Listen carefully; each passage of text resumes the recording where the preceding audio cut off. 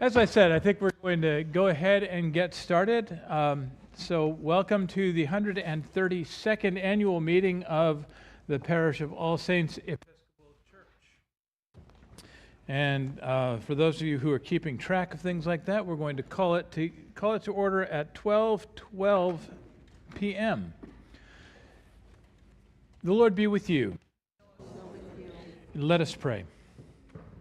Almighty and ever-living God, source of all wisdom and understanding, be present with us as we take counsel here in Bayside for the renewal and mission of your church. Teach us in all things to seek first your honor and glory. Guide us to perceive what is right, and grant us both the courage to pursue it and the grace to accomplish it through Jesus Christ, our Lord. So welcome. Thank you all for being here, for braving the weather. I know we've got people who have come from as far away as India with us this morning. I'm not kidding. And a couple who have gotten out of their sick bed. So don't get too close to Carrie, but thank you, Carrie, for being here. Our senior warden, last time we're going to be using that title, Judy Badishoff, unfortunately, is down with strep throat, so I told her to please take care of herself and stay home. You have before you an agenda, which I would like to have a motion to adopt, please. Make a motion to adopt. So moved. Second? Seconded. All in favor? Aye. Thank you. We'll keep Robert and his rules of order happy. Franny, I think you were going to make another motion. Sure. I would like to make a motion to dispense with the reading of the minutes of the 131st annual meeting minutes. Second. Seconded. All in favor? Aye. Those opposed? Abstaining. If you need those minutes, our clerk, Megan, will have them available. I don't know if they're in this pack. Oh, I don't. They're not in my packet. You know, I'm the poor relations. I would invite you to page 2 of the back page of the vestry or the meeting agenda. I'm sorry, I'm really tired this morning, and not so if I misspeak, it's because I'm really tired. So we had an interesting. As you may know, I have an inn on the bishop's staff. He sleeps in the room right down the hall from me. He presented me with a video yesterday of the bishop who was saying that we need to make a change, all parishes need to make a change in our nomenclature. So we are today to be in accord with the religious corporation laws of the state of New York, which just loves to mess around with us. We are retiring throughout the diocese and throughout the state, I guess, the titles of junior and senior warden. So now they will be warden and warden. And just to add a layer of complication, the terms need to be 1 year. That means that we will be revising our bylaws in 2024. That does not mean that we can't have somebody who's planning to serve for 2 years serve for 2 years. But it's a year-by-year thing. And so that has to do not so much with leadership as with governance. And that is if you have questions about that, there is a video that Teddy can forward to you. It's very cut and dried. So before you have a slate of vestry people. For wardens, a 1-year term, Judy Badishoff and John Sandrowski. For vestry member, for a 3-year term, Francesca Della Vecchia, Melanie Dobular, and Diane Ambrose. Melanie has come to us literally from India today. You got off, a 16-hour flight, you said? So thank you so much for being here. That is what I call dedication. To vote for the vestry here at All Saints, you need to be, number 1, at least 16 years of age. Looks like we've got that covered. and you need to be a regular attender at worship, and it looks like we've got that covered. And you need to be someone who has made in the last year an identifiable financial contribution. That's up to you, Robert, and God. So I think that everyone gathered here is eligible to vote. So as we have done in the past, we'll open briefly the floor for nominations from the floor. To have a nomination from the floor, that person has to be A, present, B, willing to serve, and C, meet the qualifications. So let me open the floor for nominations. Hearing none. I would make a motion that, can I make the motion? I don't think I can.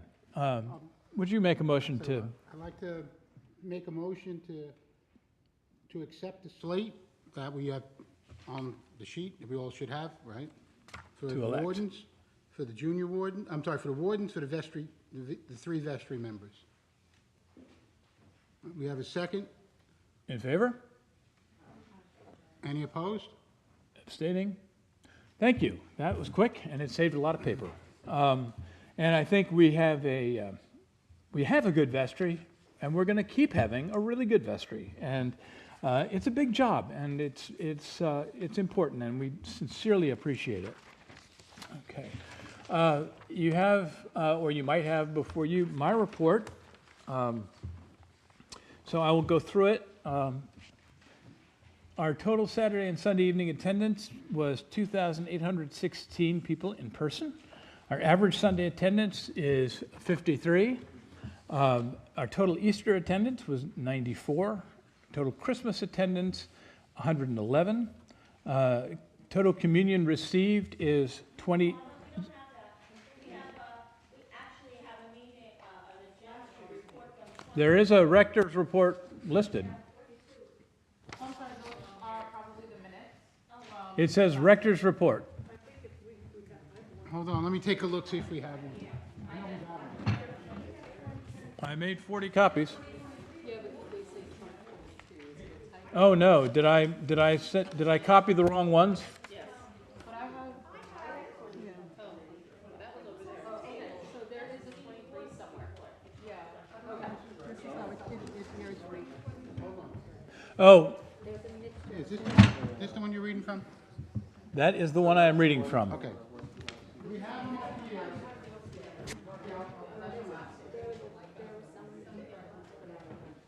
I think some of the draft ones might have gotten put out by accident.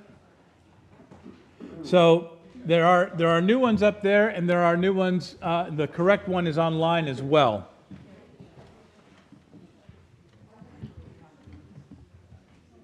So it should say 132nd annual meeting. It will have it'll look like this, and it will have numbers from 2023. So apologies for any mistakes there.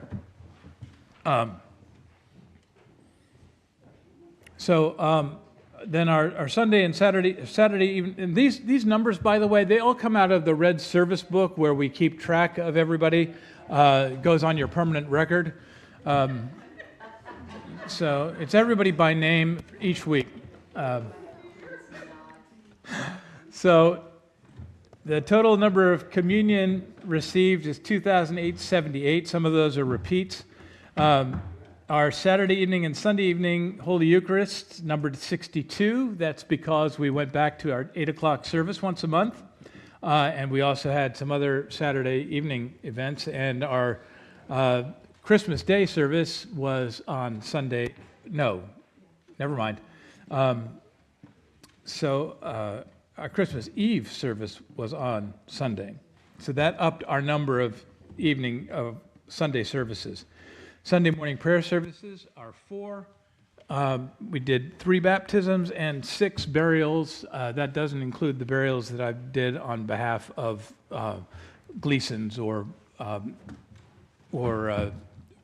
Fredericks or Lloyd's. They're still, although it looks like it needs to be buried, there are still funerals being done under the Lloyd's nameplate. So that's only our in-person attendance.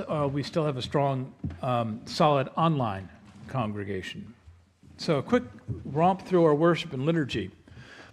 The worship services looked more like pre-pandemic times. Our numbers have risen somewhat since last year. We began to hold 8 o'clock services on the first Sunday of most months. The attendance at 8 o'clock is very small, but it's good to be able to offer the service monthly. Last time we were stumbling all over ourselves with Rite 1. So I polled the congregation, and they said, do you want to maintain the Rite 1 language for the 8 o'clock service? And they all were like, do you want to go to Rite 2? They're like, okay. So although we are not going to get rid of Rite 1 completely, because I think that would be a real shame. We are going to, in the next couple of months, do Rite 2 at 8 a.m. So you all look thrilled about that. And excuse me, wasn't that so that we could use the bulletin at 8 o'clock? Well, yes, it made it simpler to use the bulletin at 8 o'clock. Oh, right, our resident 8 o'clock are on the vestry. I got that pretty much correct, didn't I? Yes. Yeah. So at 8 o'clock, they haven't had their coffee yet, so they don't care. But, 8 o'clock, it's a small congregation, but we always have a good time, I would say, wouldn't you? Unlike many churches that the 8 o'clock service is very stuffy, we are not at 8 o'clock. So, okay. Thanks to our dedicated producer, director up in the broadcast balcony, we're still reaching people near and far online with really high quality online services. I mean, if you look at some other ones, we are really primo. So, and I appreciate that. We were able to observe all the high points of the liturgical year as well as worshiping together through the ordinary times.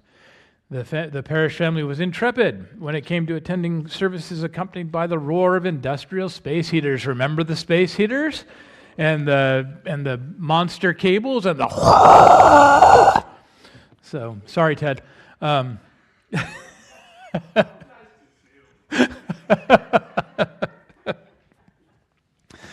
So, what did we do? We made memories with that. So some of the liturgical highlights included the Way of the Cross, which we walked through the neighborhood again, our Easter celebrations, the annual outdoor service, Pentecost with Grace Whitestone, which will be at Grace Whitestone this year, and our Christmas pageant. Now, our Christmas pageant, as you know, is not just kids wearing bathrobes and paper crowns from Burger King. It's so much more. It is just so much more than that.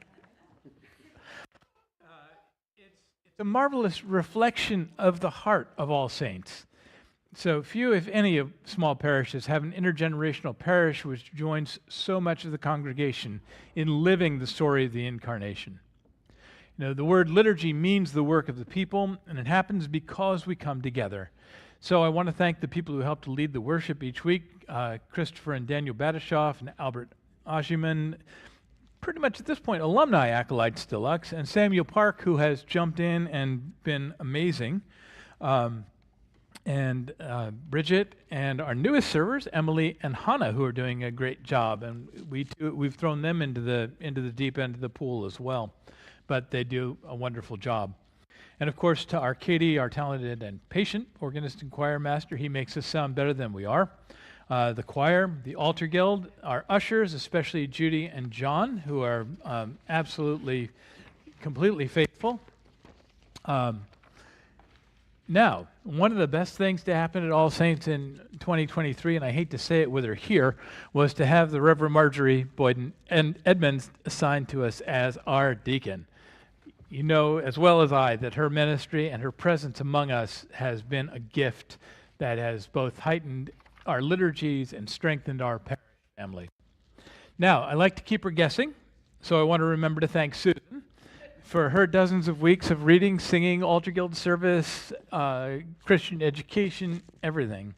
And again, thanks to Tech Whiz Teddy, who does so much behind the scenes, makes our online worship the highest quality, and to Diana Gilday for photographing services, helping Teddy, jumping in to help with music, tech, and just about anything else. And Sunday school, and last but not least, everyone who I've missed in this list. I guarantee you it wasn't intentional, and later on I'm going to think about it and go, ooh, I forgot. So, but thank you to all, because together we make the work of the people happen. In the diocese and deanery and larger church, I continued to serve on the board of managers of Camp de Wolf. I think that this is my last year doing that. I think that I've been on it for a long time, and unless the bishop reappoints me, I'm not eligible for re-election. But the camp had a very successful year, using a family camp model, which means that people or groups came out with their own chaperones, and the camp provided programming. More people than ever got to spend time at Camp de Wolf, and it's year-round. It's busy, busy, busy, busy. So that it's a really wonderful ministry of the diocese, and there aren't many camps like it left. I also had the opportunity to serve on the search committee for our new director of youth and young adult ministries, and that person, Chelsea DeHart, has been appointed and began working on January 2nd. So we'll see her. I'm sure we'll see her from time to time. She's a very energetic young woman, and I look forward to working with her.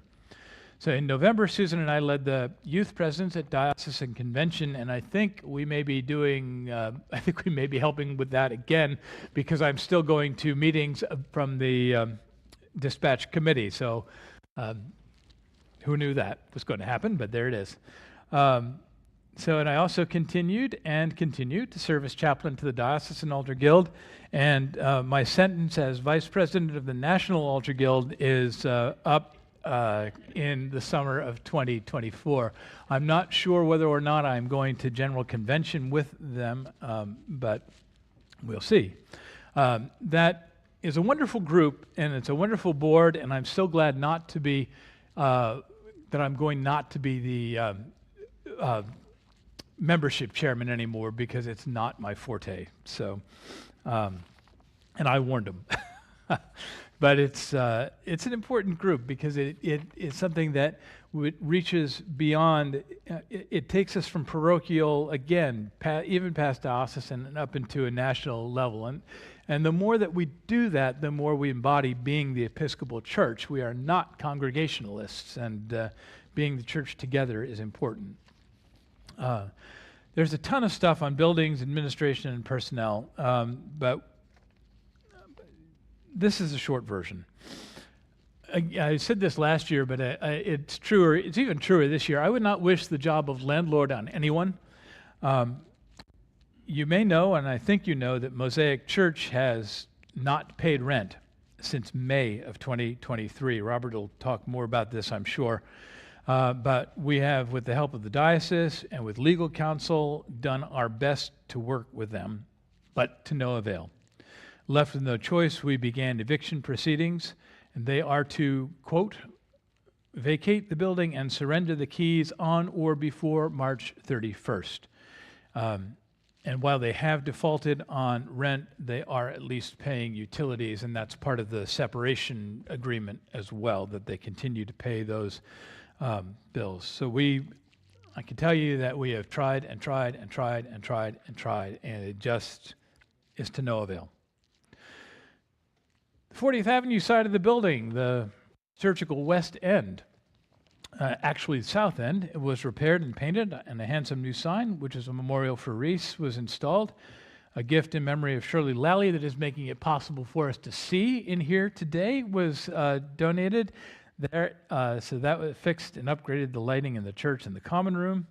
And a very, very generous gift made it possible to do a much-needed complete repaving of the parking lot. So sincere thanks to Mike and Shirley Della Vecchia for making it possible and for ensuring that it was done properly.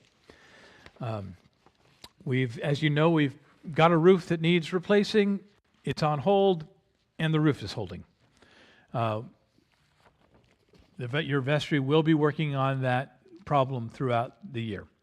I also want to thank Nancy McCarthy for her hard work in keeping the church running smoothly.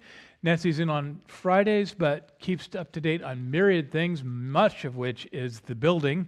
And she gets more done on a Friday morning than a lot of people would get done in a full week. So it's been, she is, I can't say enough good about Nancy. She's just brilliant at what she does. On the outreach and evangelism front, we continued to focus energy on outreach and evangelism. And as we look beyond our walls, we are being the church. I was talking about that this morning. And we're helping to bring the kingdom of God ever closer. And we were able to continue programs launched in 2022, including our All Saints Arts program of visual and performing arts, including Authors' Nights. And I've got plans are underway for 2 authors to share their work with us in the coming year, a poet and a biographer. And I hope to expand the program in 2024. I'm hoping that we'll have some visual artists. And I consider the coffee house part of that as well. The Blessing Box ministry, that is a underserved need in our community. It's the people of All Saints have been generous in keeping the box full and in filling the box. And I want to shout out with special thanks to Jack Osher, because he has a unique ministry of ripping off stores to make every dollar stretch incredibly far. And I want to thank also our partners that aid and abet him, Food Town and Rite Aid and CVS and Bayside Milk Farm. They're all, they all see him coming and they try to hide, but it's to no avail. And he's here and helping with that day by day by day by day, and it's I'm not sure that we could do it without him. So thank you, Jack. I think Jack needs a round of applause for that, whether you want it or not. So, and he helps to organize the supplies out there and everything. So it's it's important. We also reached out and we have Adopt a Family again. That was a little tight this year, but we managed it, and we began a new opportunity called Knock Knock Give a Sock. And I counted the socks the other day, and we've got well over 200 pairs of socks, which are going to go to a shelter here in Queens, in Jamaica. I just got the information a couple of days ago, and so I will be sending that. I'll be getting in touch with them, and we'll be giving them those things. And in this weather, good socks are a real gift. So you'll hear from communications about our online presence.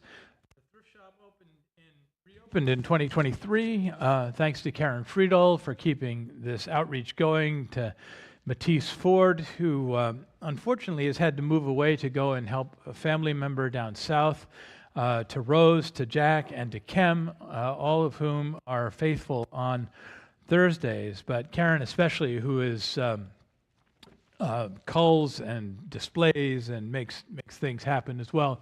We are taking donations, and I was told to ask you for donations of clean clothes in good condition.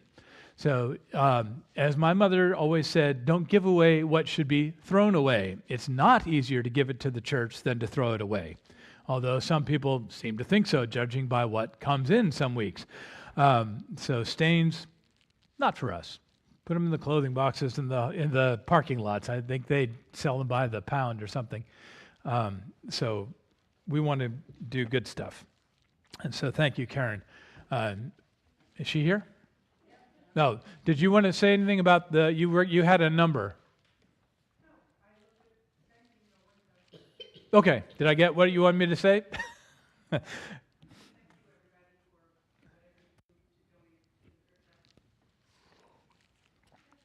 Okay. A new section this year in my report is Parish Life.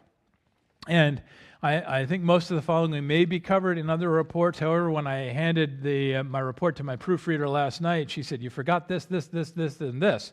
So, and they're all really parish life events. Our fundraiser for Team KB to assist the Tonneson family with Kristen's care, an ongoing thing. Kristen is back in the hospital today at the Children's Hospital of Philadelphia. They're keeping an eye on a blister that they're hoping will be able to be handled before it goes kerblooey. I think that's the medical term. So keep Kristen and the Tonnesons and Lugo and Hornback families in your prayer. She's doing okay, but it's going to be a mighty long road for KB. She is back in school, which is good. We did in June, we did a concert for the Blessing Box. There have been 10, I believe, Major Tom coffee houses. The most recent one last Friday night, which included a new act, the Von Trapp family singers, a la Fred and Brooke and Lulu and Za, which was really adorable. Another fun thing that happened is the 306 delivered Santa on a fire truck this year for our Christmas party. That was really fun. I hope you saw that online. And of course, Santa, channeling Crazy Eddie, was doing a lot of ads for the Holly Bazaar. And we had a Christmas cabaret, which was a joyful event as well in December. So, looking ahead, I hope that we're going to continue to build on and celebrate the 131 years of being the church in Bayside and beyond, and some specific goals, hopes for 2024. Now, these may seem audacious. They may seem big, but I think they're important, and I think we can do them. To refinish the floor in here, to create a new parish directory. Our current one is from 2017, and the most up to date one is the one in tatters in the office. We need to find new parish. We need to find new parish house tenants ASAP. That'll be doable. We need to do a major reorganization of the Undercroft. We need to give it a crapectomy of the First Order. And I'd hope that we can refurbish the old AA room, the community room, as I've been trying unsuccessfully to dub it for years, so that it can be both a viable ministry space and a viable rental space. Right now, nobody's going to want to rent that unless they're raising mushrooms or something. Again, this is always one of my goals, to help us live more into the 5 churches, 1 community ethos of the deanery. We need to bring our safe church certifications up to date. That's a pain in the neck, but it's important. This really for the vestry, to revise our bylaws to be consistent with the New York Religious Corporation laws. And I'd like to find just a bit more time for rest and study so that I can serve you more efficiently and not come into meetings telling you, I'm really tired, so if I speak gobbledygook, you'll know why. So, and to conclude, I want to say thank you to everyone for your support of Susan and me going on sabbatical last year. Our time in the UK was wonderful. It was restorative.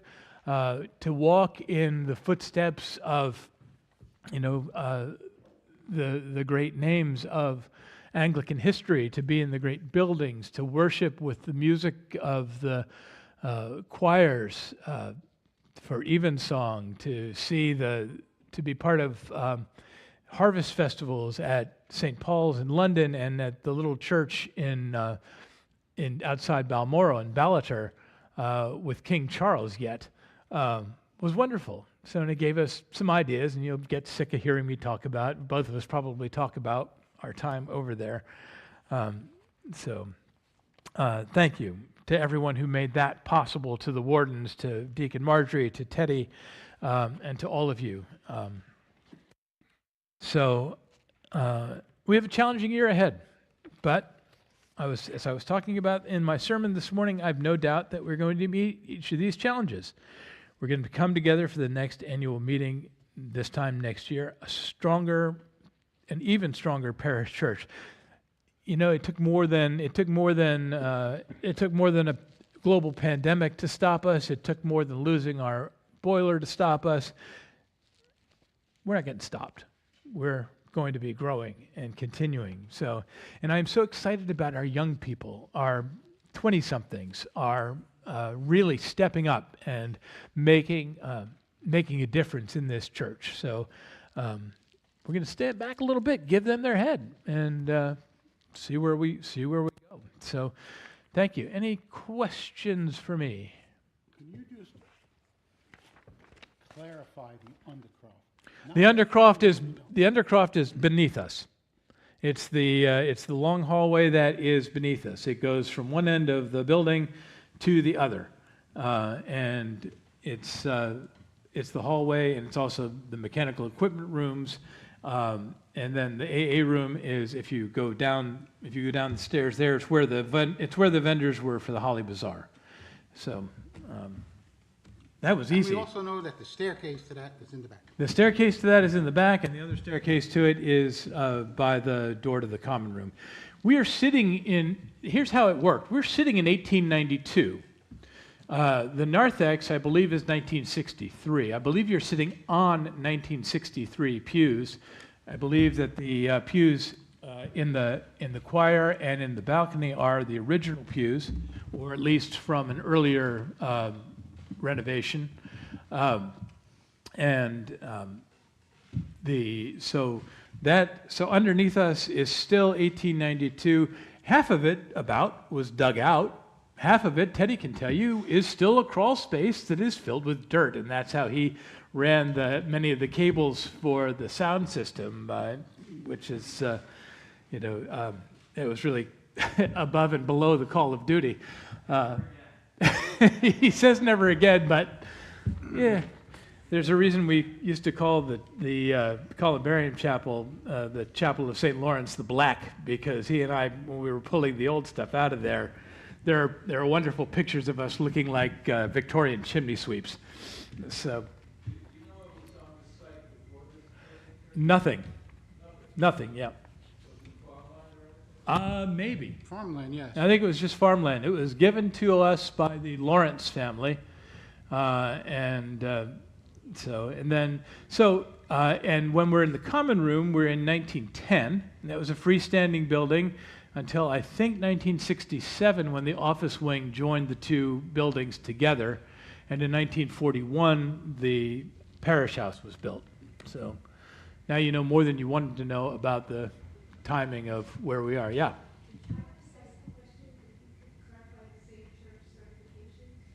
Safe church certification. Sexual misconduct training is the less gentle way of putting it.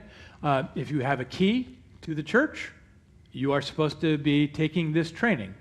The vestry will be doing it together. We're just going to start from ground zero this year and redo it. We have to do that for safety purposes, and we have to do it for insurance purposes, and we just need to do it. It's about as much fun as a defensive driving course. I mean, we'll get, but we'll do it, we'll get past it, we'll get certified, we'll be careful, and that'll keep church insurance happy, and it'll keep us aware of, it's really important. It's not, I make light of it, but I shouldn't, because it's really an important thing. So we will be, and it's important because we're in the job of being the church. It's important because we are caring for one another fully and carefully. So, yeah, I make light of it, but just because people find it about as much fun as defensive driving classes. But you know what? They're important too. Yes. If you could include the altar guild, we all have keys. That does include the altar guild, yes. I'm saying when we make the arrangements, we can just do it as a group instead of. That's what I'm trying to figure out. If in fact we can do it as a group. Most of it's online, so I'm hoping that we can do it. The National Church has been moving at the pace of a snail with a heavy backpack to get this thing sorted out. But we're working on it. So hopefully in the next few months we will be in the process of getting that on. Oh, I did. Didn't I say that in there? No. Oh, I'm sorry. The cleaning service. We have made the difficult decision to let our cleaning service go. It was a difficult decision because it means that we have to pick up the slack. We have not had a sexton, and since Nancy resigned from that position, we went to a cleaning service, and the cleaning service is not very good. They started out gangbusters, and week by week they've been getting more and more ineffectual. And the vestry made the decision to save about $6,000 a year by having teams of cleaners. So we're going to be cleaning the place. We're going to be cleaning up after ourselves. In other words, your mother isn't here anymore. You have to clean up after yourself. Yeah, Liz has probably said that to somebody. In the house that I grew up in, we had maid bells. So you could push a buzzer on the wall, a button on the wall in the living room, and it would buzz in the kitchen. Usually when that happened, my mom would yell out, "Zelda has the day off!" And so we would have to do whatever it was for ourselves. No. So Zelda's got her day off. We've got to do whatever it is for ourselves. And Carrie has made the generous offer to set up a sign up and to take care, to charge, to coordinate, that's the word I'm looking for, to coordinate teams of cleaners. The Altar Guild is going to take on the area from where we're sitting back to the liturgical east wall. And but other than that, the surfaces are going to need to be mopped and vacuumed and dusted and all that kind of stuff. We can do it. It's not that big a deal. If we get a few people, many hands will make light work. So, sorry. Oh, and of course the bathrooms. Yeah, the fun part. But there's only 2, and the kitchen. So we were spoiled rotten, and we didn't even know it when Janine Carroll was at her peak, because she came through like Mrs. Clean and did the kitchen, and woe betide you if you mess it up. But thank you. Our beloved Janine, of course, hasn't been able to do that for a long time, and with her really going on to glory, it's been more up to us still. So we can do this. We're all grown-ups. Could we have a fundraiser to sand the floor? Well, we'll get to that. So probably. Other questions? These are easy ones. So, okay. If always, I'm around. You've got my numbers. If you've got questions, I think that I've covered everything that I need to. And Deacon Marjorie, your first report, I think, to us. I need to Oh, it's on. Oh, if you wouldn't mind going up to the. Now I'm going to turn my mic off, unless you want to do it from up there.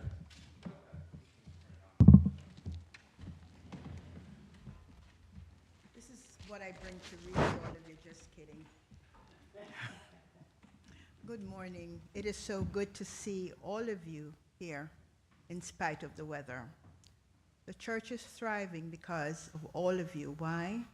Because once we hear that the church needs something, you continue to come forth and to support Father and to make things happen. Between Father Byrne, the members of the vestry, and your support together, you can see the difference when everybody works together to make a difference. Father Byrne, as your priest, is doing a good job. A little bit over the top, because he never sits still until every I is crossed and every I is dotted and every T is crossed. In all, he's involved with all of the ministries. I'm not even sure who is the one that's in charge of it with Father Byrne. I think he's really the assistant, but he makes himself the person who is in charge. He's involved with the ministry of the Altar Guild. He sings on the choir. He supports Miss Susan with the Sunday school. And the children are delighted to see him. The ministry of Teddy and Diana adds to the richness of the service. Those who are unable to attend service in person can stay home and attend the service in the comfort of their homes. I attended a vestry meeting here, and I was able to witness the camaraderie with the members and that of the priests. Not too many other churches can say that they have a close relationship with their priests, and that they can laugh and they can joke, and everybody gets a job done. It was pleasant also to witness how they comforted each other and themselves as they enjoy being together. The church is very rich in love that is shared among its members. The coffee hours are coming together after being away from 1 week. Everybody's happy to see each other, they're happy to listen, and to feel that they are with their family members. The different activities that are offered enhances the outreach ministry. That enhances the outreach ministry is very rewarding, and those that are able to come out and participate enjoy the change of pace. The blessing box is a gift to the less fortunate of the community. You have contributed the best to your ability. In my ministry to you, you have quietly embraced me and welcomed me to join in your ministry. For that, I am grateful. Father Byrne has been very kind and is always willing to share his ministry. Father, thank you for your servant heart.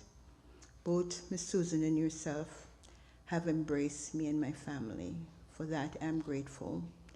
You, the parishioners, have done the same, and I'm happy to be here and to contribute to where you need me. My family and friends, I have been with you for the last 9 years and have enjoyed the time spent. I love you and I pray for you and your family. I consider you the little church with a big heart.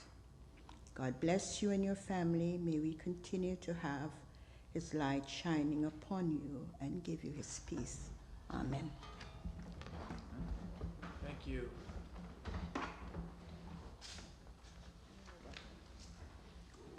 We are truly blessed to have Deacon Marjorie here, and not just a fifth of her anymore, but all of her. So thank you for all that you do, and do often quietly and behind the scenes, and needling me when I need to be needled, and all that kind of thing. So thank you. All right, now for the fun part. Oh, one more thing. I forgot to mention to you that a month or so ago, when I was out of the diocese and I saw the bishop, and I thanked the bishop for assigning me here full-time. And he gave me one of his underlook, and I said yes, because it feeds my spirit. And this is what this church does for me. It feeds my spirit. First time I met Father, and I was about to leave, he said to me, "It is good to have another clergy member here." And that fed my spirit and made me want to do more for you and for the church. Thank you. Okay, now for the fun part. Robert. I'm getting my own mic. He's making you get up and go there.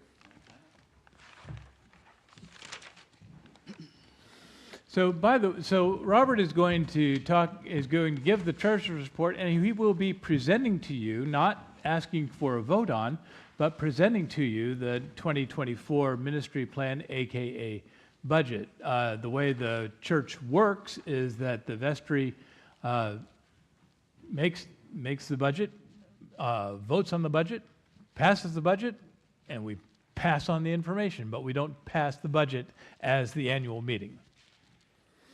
Just FYI. Megan, did you get a count of people attending? All right. Good morning, everyone. Good morning. All right, cool.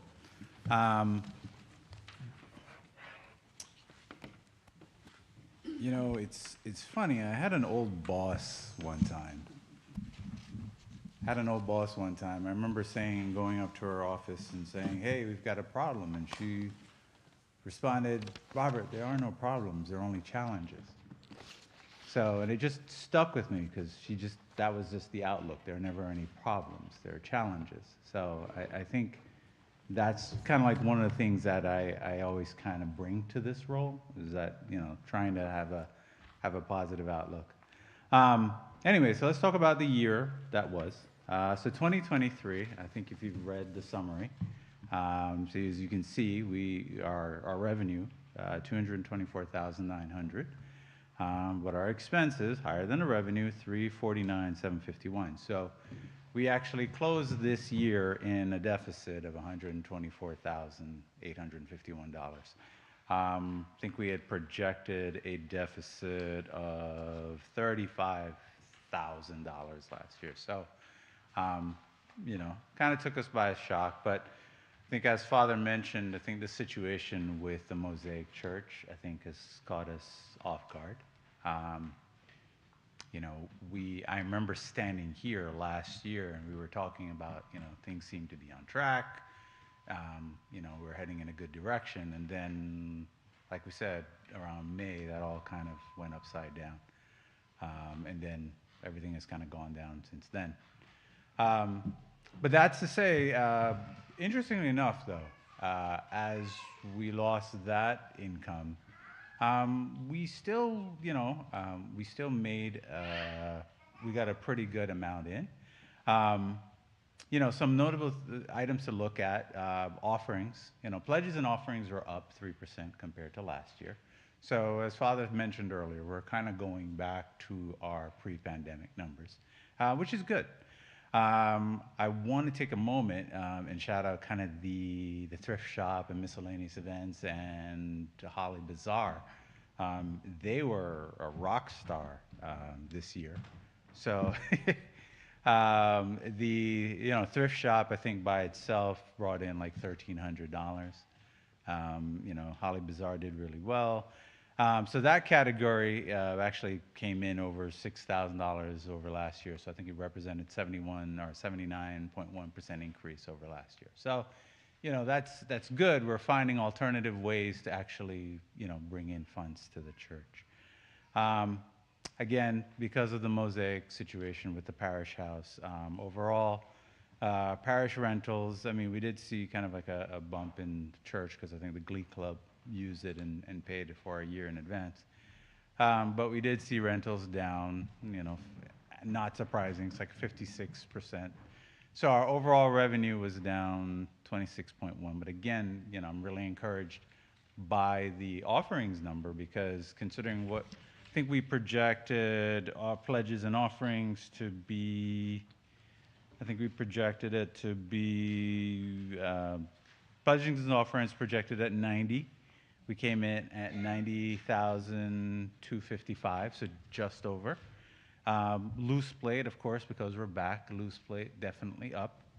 Holiday definitely up. So again, we had projected 98,200 for total offerings, and we came in at 99,787. So it's good that we can point to the bleachers and we can get there. That's going to be important next year. Just because, and I'll talk about that in a little bit. From an expense point of view, I think we did our best to keep our expenses down, and it shows. Total expenses only went up 5.1%. So if you figure cost of living is 3%, so we just notched over that cost of living increase. And again, we all know that prices are going up for everything. Certain things to note, as Father mentioned, the heaters that we had last year. So the church's electric bill, interesting number, was $24,000 for this year. So just, yes. So by itself, church electric bill, and yeah, every time I look at that, I kind of just like you said, good thing I'm sitting down, $24,000. So. Again, listen, it had to be done. We had to heat the church. It was what it was at that time. Heater's in now, so those numbers should level out. Another big change that we saw. Robert, can I just interrupt for a second? Just Sure. to say that was a killer bill, and it cost us a mint in electricity, but we're sitting on top of a $120,000 boiler that we didn't pay for. So. Yep. So. No, and again, listen, it's one of those, we couldn't avoid it. We just had to do it. again, something else we couldn't avoid and we just had to do, parish insurance, right? So there's an insurance policy that we actually pay for the church, for the buildings, for everything. That parish insurance actually went up 14%. It's like 13.9%. So, you know, while everything else is going up 3, 4, 5%, parish insurance took a big jump and is up 14%. So, but again, you got to have it, right? So now that said, we've drawn on parish insurance. We've made claims against parish insurance. It has come in handy in the past. So, sorry.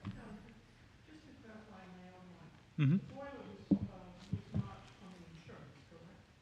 No, the boiler was a grant. On the insurance, when we had, okay, No, because it's just it's just worn out. You know, we got money when the lightning zapped the cross off the other building. Right. That's an insurance claim. Right. The boiler of the Yes. diocese saw that we were not going to be able to do it, and graciously the trustees of the diocese took care of it. Right. And actually, it's as if to weigh in, I just heard the heater kick in. So. Yeah. You know, going back to the insurance, again, we've filed claims against it. So it's the one thing that we always say, listen, if nothing else, make sure we pay the insurance, because you never know. Again, lightning hitting the steeple. I know we had flooding in the parish house a few years ago, so various other things. Other expense categories, just to note, so under office expense, we saw a big increase. That's kind of an artificial increase because, as Father said, we actually ended up retaining external counsel for the situation with next door. So the legal fees are actually in the office expense category under miscellaneous. And then also one of the larger expenses that we see under office is the copier. So it's one of the things that we're going to look at, see what we can do about lowering those copier fees.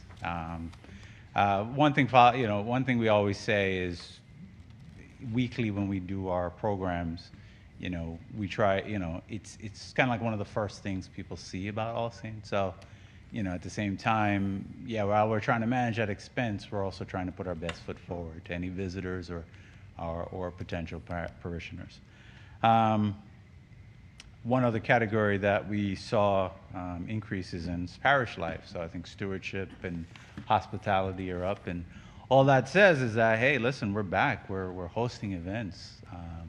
And again, this is compared to last year, which is compared to the year before that. So again, as we're coming back, being more in person, I think we're going to see increases in that. I think Carrie's going to talk about stewardship, but it's going to be more and more important in the future, just again, stewardship events, because that's going to be kind of like a part of the lifeblood of the church. So that was 2023. Like I said, we did our best to keep the expenses lower. So now that brings us to 2024. Sorry. Just a quick question. You said increase in parish life and events. Usually our events are, self-sustaining, we ask people to pay or they do free will offer. But not always. What events cost the church money like that? Well, Coffee hour. coffee hour, again, you're absolutely right, Stella. We measure income and outputs, right? When I'm looking at the sheets, I'm looking at, okay, here's what we spent. Not necessarily, I've looked at what we've brought in, and what we've brought in actually kind of, is already factored into that number. But then when I look at the expenses, I always like to look to see what's more than last year, right? So you're right. The increase could be attributed that, we're spending more because we're doing more, but at the same time, we're also collecting more. So it's not that the church is spending more, we're collecting, we're asking for donations for those events. It's just, it's a trend, and I see it that way. So, I'm not this. It just doesn't make, everybody knows I'm not really a numbers person. Sure. I'm being self-deprecating, but I know that at coffee hour, people give cake. I mean, there are times that we don't. Right. We rummage through the freezer. On a regular basis, it's milk and an event, sometimes, you know, a cake. But Right. usually people sign up for coffee hour and that's their donation, that's their, you know. That's Right, right. And I'm not talking about just coffee hour, but if you want, so I can get you a list of what we've done for, you know, kind of like a breakout of the hospitality as well as the stewardship events over the course of the year. Unfortunately, I don't have that breakdown right in front of me, so, but I can get you that. Okay. All right. Karen?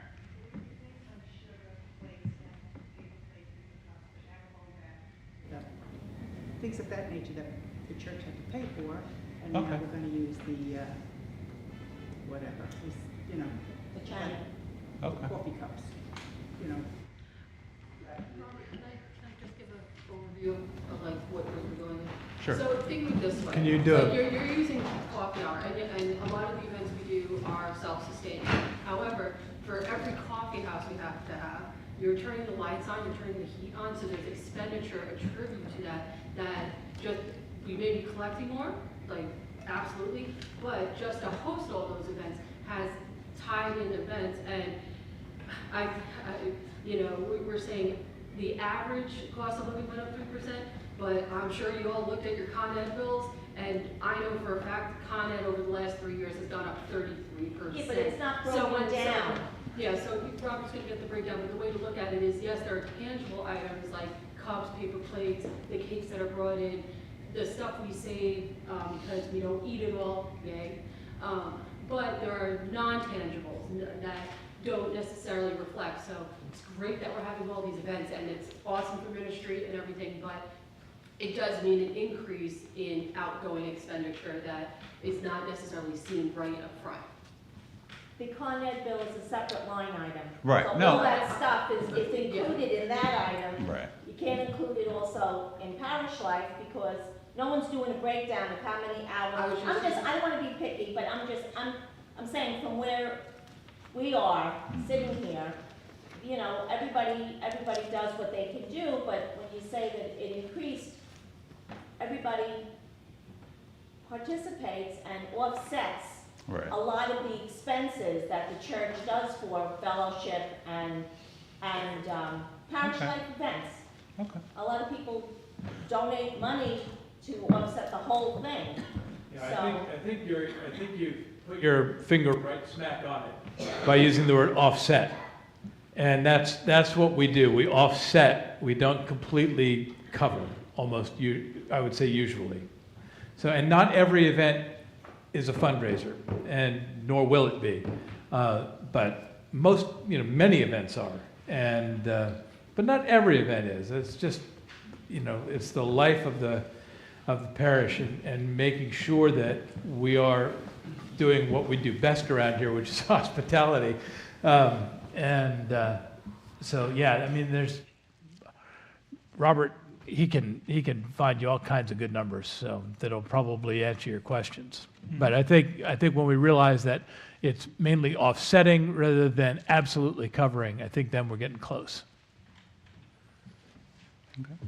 Yeah, like I said, I can pull those numbers and I have those somewhere, and you know, I know that there are items that we've purchased on either our church card or we order from WB Mason. So, like I said, that's kind of where Nancy comes in, because Nancy's kind of like a wealth of knowledge of that. She can put her finger on that. So, but yeah, I've just jotted down a note, so I'll get you that breakdown, stewardship as well as hospitality, and get you what that is. Okay, cool. So that's 2023. So 2024.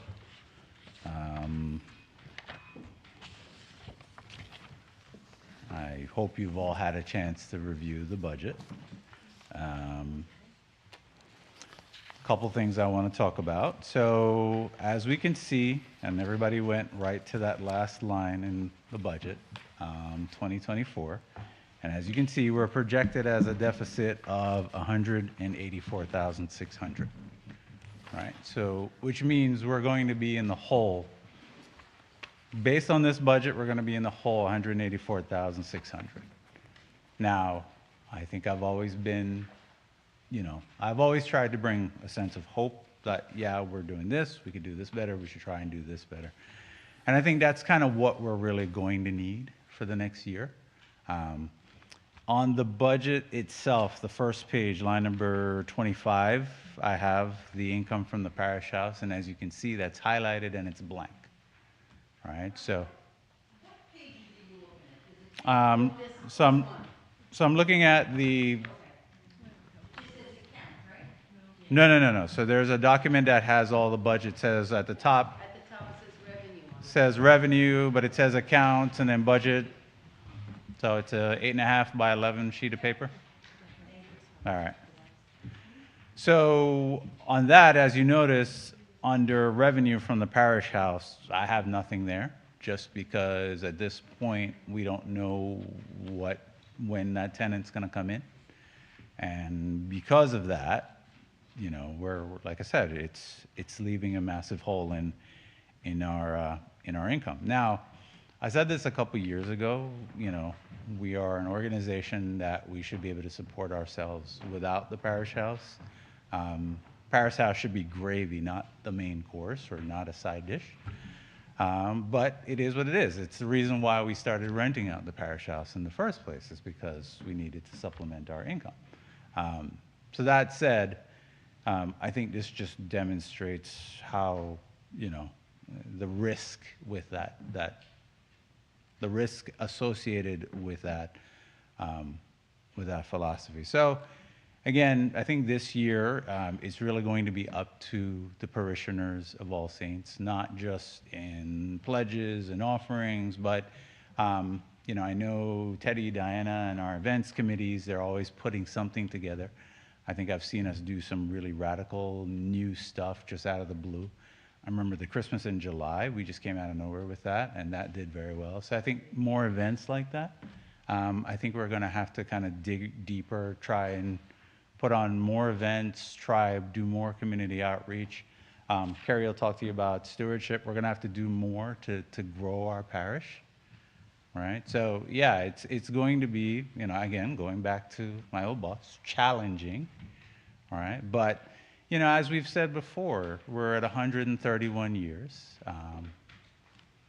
You know, building's been here for 131 years. The parish has been here, so I'm sure they've gone through very hard times as well, and they've managed to keep it together, and they've managed, you know, As I wrote in my report, we're the stewards of this church, and it's our responsibility to make sure it's still here for the next generation, and for, you know, when they get to the 260th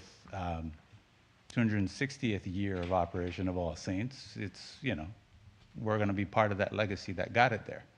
So just wanted to put that out there. You know, it's something, you know, and again, it's always, you know, just to kind of come and do the presentation. I know it's kind of hard to hear, but yeah, it's going to be something that we're going to have to dig deep on it, and we're going to have to do our part. So yes. I see that you did really well on the bazaar this year, Yes. and quite a bit over 2022, and yet you're showing a decrease. Was there something unusual about what we did this year that you don't expect to happen again with the bazaar? I don't know, maybe someone's speaking about that later. Somebody is speaking about that later. I think we did, Bazaar was really well this year. You know, what you see me put, let's see, Bazaar, Yeah, I mean, we made what? From a revenue point of view, Bazaar was 73-23. Being conservative, I always dial it down to 6. So if you know anything about me, I always kind of like aim under, just so that when we get over, I'm happy about it. But right, and I always try to be conservative in the projections, just because I want to make sure, you know, I manage that. You know, the only thing I wasn't conservative with is offerings, right? So offerings, you know, I said we'd do 90, and we did 92.55. So I'm going to point to the bleachers and say we'll do 100. So, you know, hopefully I get that right again, and I can make that call and say, yeah, we'll get to 100. But yeah, again, it's not just pledges. We're going to have pledges. We're going to have to do more events. We're going to be more creative. We have to be more creative in finding different ways of raising funds.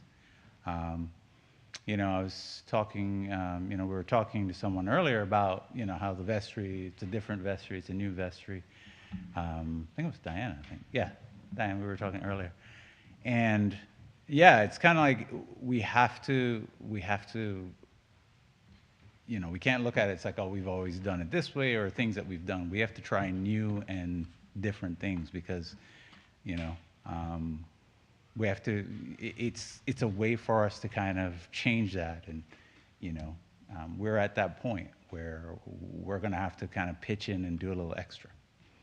So, sure. 44, I'm sorry, 45, restricted memorials. Mm-hmm. And exactly what is that? And the fact that it's restricted, So, that limits what we can do with it. yes. So whenever anyone donates funds to a church or donates funds as a memorial, there's restricted and unrestricted. So unrestricted is like here, donating money to All Saints, do what you want with it, versus restricted memorial. Someone will actually donate money to say, I'm donating this to do the new sign outside, or donating this to refinish the doors on the church, right? So. This money came in and some of it's been spent on those types of things. Right. So as a matter of fact, on this year, a large amount of that restricted memorial were Francesca's parents, Mike and Shirley, when they donated the amount for the parking lot. And then, of course, the matching output or the matching expenditure is under capital improvements, where the parking lot cost us $19,000. So I think we got $20,000. Parking lot cost us $19,000. You know, under restricted memorials, I do know that we have some, you know, we have some funds that are coming to us via a memorial. I'm still waiting to hear final numbers on those. So, I mean, things like that we're hoping to get in. Very unpredictable. Again, you know, some of the numbers I know, some of the numbers I don't know, but you know, again, looking at where we are, it's like, okay, we're in the hole, 185,000, and our rainy day fund, you know, as you can see, I think I have it on my report. Our rainy day fund at the end of the year was what, 227,489, and then out of that, it's like $20,000 in the general fund for the endowment. So, again, it's not really there, you know, we may have to touch it, but, you know, it's not really there to be touched, and so. Yes, Carol? Number 20, it says end fund, there's a big drop between 23, the actual and the budget. What happened? We kept drawing on it, so there was less money. We kept drawing on it, so there was less money to. You can't earn interest if there's no money to earn interest on. So yeah, you know, it's funny because it's funny. Our contact at Morgan Stanley kept reaching out to me and saying, "Hey, you know, we have these funds, and you know, rates are going up, and we should put them in a CD." And to which I responded, I was like, listen, I don't want to put them in a CD because I could tell you to put it in a CD today, and then I need the funds next week, and then I have to break a CD. And so, you know, we've been kind of holding, I think last year we had the heater situation, so we've been kind of holding them more liquid than anything. So again, my goal was always to kind of take some of those funds recaptured and try and build back up a rainy day fund. And, you know, that's still my goal. We still have to do that. So hopefully we kind of get through this rain, and then, you know, we can start putting funds back into that.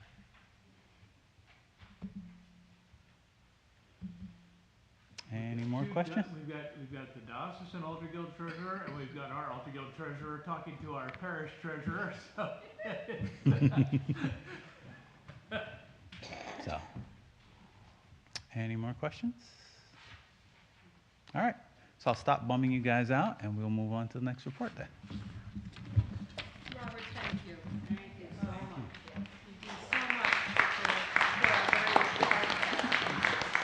Yeah, having Robert as treasurer has been such a gift because his outlook is faithful and his demeanor is, as you just saw, and it makes us all go, it's going to be okay.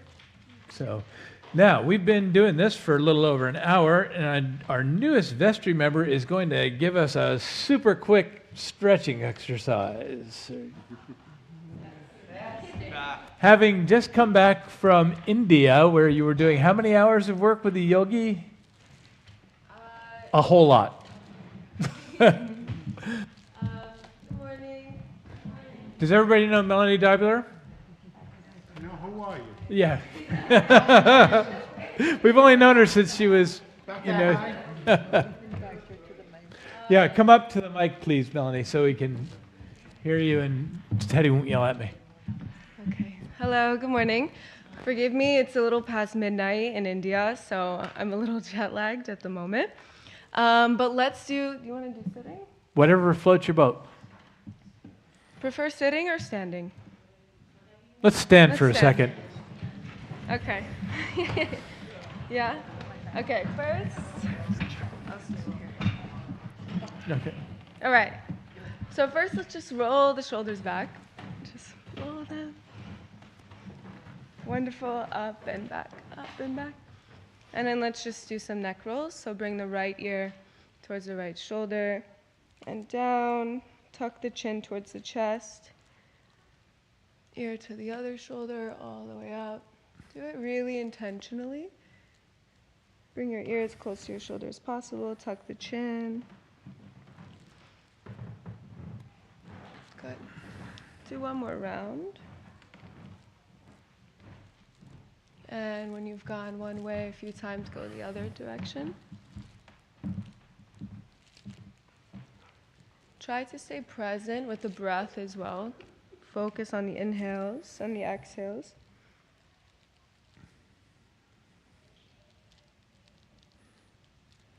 Good. Back to center. Wonderful. Inhale, let's lift the arms up. Deep inhale, arms rise, palms touch. Exhale to the heart. Good. 2 more times with the breath. Inhale, lift your arms up. Deep inhale out. Exhale to the heart. 1 more time. Inhale, lift the arms up. Exhale to the heart. Very nice. Let's take the left hand here and then just kind of just twist your body looking behind you. Try not to strain the neck. Just twist the spine. Good. And then over to the other side.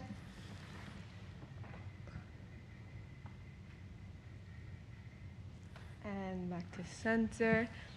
If you can take a forward fold, do so now. So just fold. I don't know your bodies. I don't know a range of different. Just Bend more than fold. You don't need to touch the toes. You don't need to just fold over if possible. But as you fold, try to release the head. Try not to hold the head up. Just allow your body to just drop down.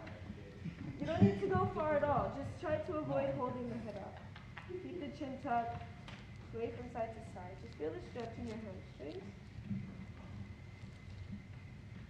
Yeah? Very nice. Beautiful. And then roll yourself up, roll the shoulders back.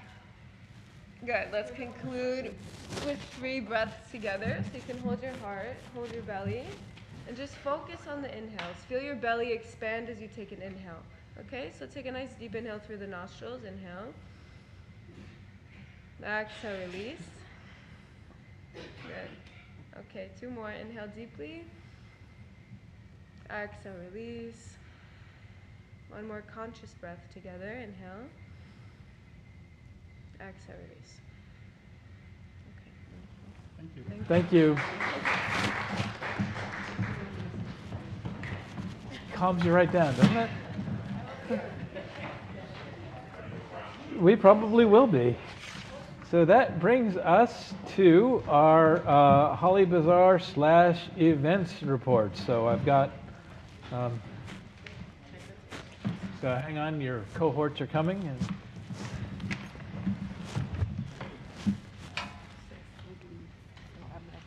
Well, while Teddy and Diana is coming down, I'll just start with the Holly Bazaar. Before I start, I just want to thank you, everybody, for being very supportive of me coming in last minute and trying to do things with not knowing what in the world I was doing. But I promise this year will be so much better. But again, really thank you guys so much for your support. And every time I was doubting myself, you guys were like, no, it's fine. So I just want to thank you guys. We were going to try to have a meeting, really it was supposed to be today, but the annual meeting was pushed back. And February doesn't seem like it's a great month for scheduling to do it. So I'm going to try to do the wrap-up meeting with the actual new meeting that we're going to do in April to start planning way earlier. I think this year went pretty well, especially with all the last-minute changes, and I think it did very well. We did have a few things that we wanted to change. Vendors were complaining a little bit of being downstairs. So I think next year we're going to try to do upstairs again. We'll brainstorm again in the meeting and try and figure out what the best solution is. We are going to try to have the meeting in April. Since Easter is a little bit earlier this year, I think after Easter with everything going on, I think in April will just be better. And I also wanted to thank Stephanie for helping. She did all the vendors. I was only here to hold down the fort, but one of the notes that Steph wanted me to convey was that this year we did try to do a cleanup and setup crew. Again, it was a little messy, but we did fairly well, seeing as how we weren't here until 2 o'clock in the morning the next day. But next year we were definitely going to do that better and actually have a cleanup crew and setup crew. The numbers that I gave were, again, last-minute numbers. This is a rough draft. I'm going to try to talk to Stephanie more and with Robert to get more concrete numbers, but this is what I could get within the last 2 days. So any questions, I will try my best to answer. If I don't have an answer now, I will definitely have one soon, and definitely by the next meeting after I talk to Steph and convene with Robert. Does anybody have any questions for the Holly Bazaar?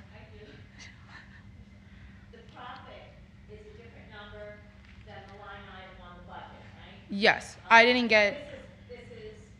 I need to talk to Robert because these were this last minute. I know I'm missing stuff. I'm really, really sorry. I would try to give what I could. So that's why this is definitely rough. After looking at Robert's budget, I was like, I know I'm missing stuff. And during the meeting, I figured some things that I was missing. So I'm really sorry. This was all I could get right now. But I'll definitely give an updated number as soon as possible, for sure. Any questions? Thank you, guys.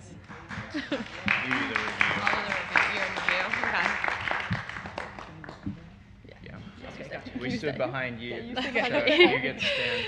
Okay, hi everyone. I'm going to do the year in review, essentially, of all the important dates that went down and events that happened in 2023. So our first big event was the Valentine's Day Spaghetti Dinner to support Team KB, which Father Byrne touched upon. That happened on February 11th, so it was perfect for Valentine's Day.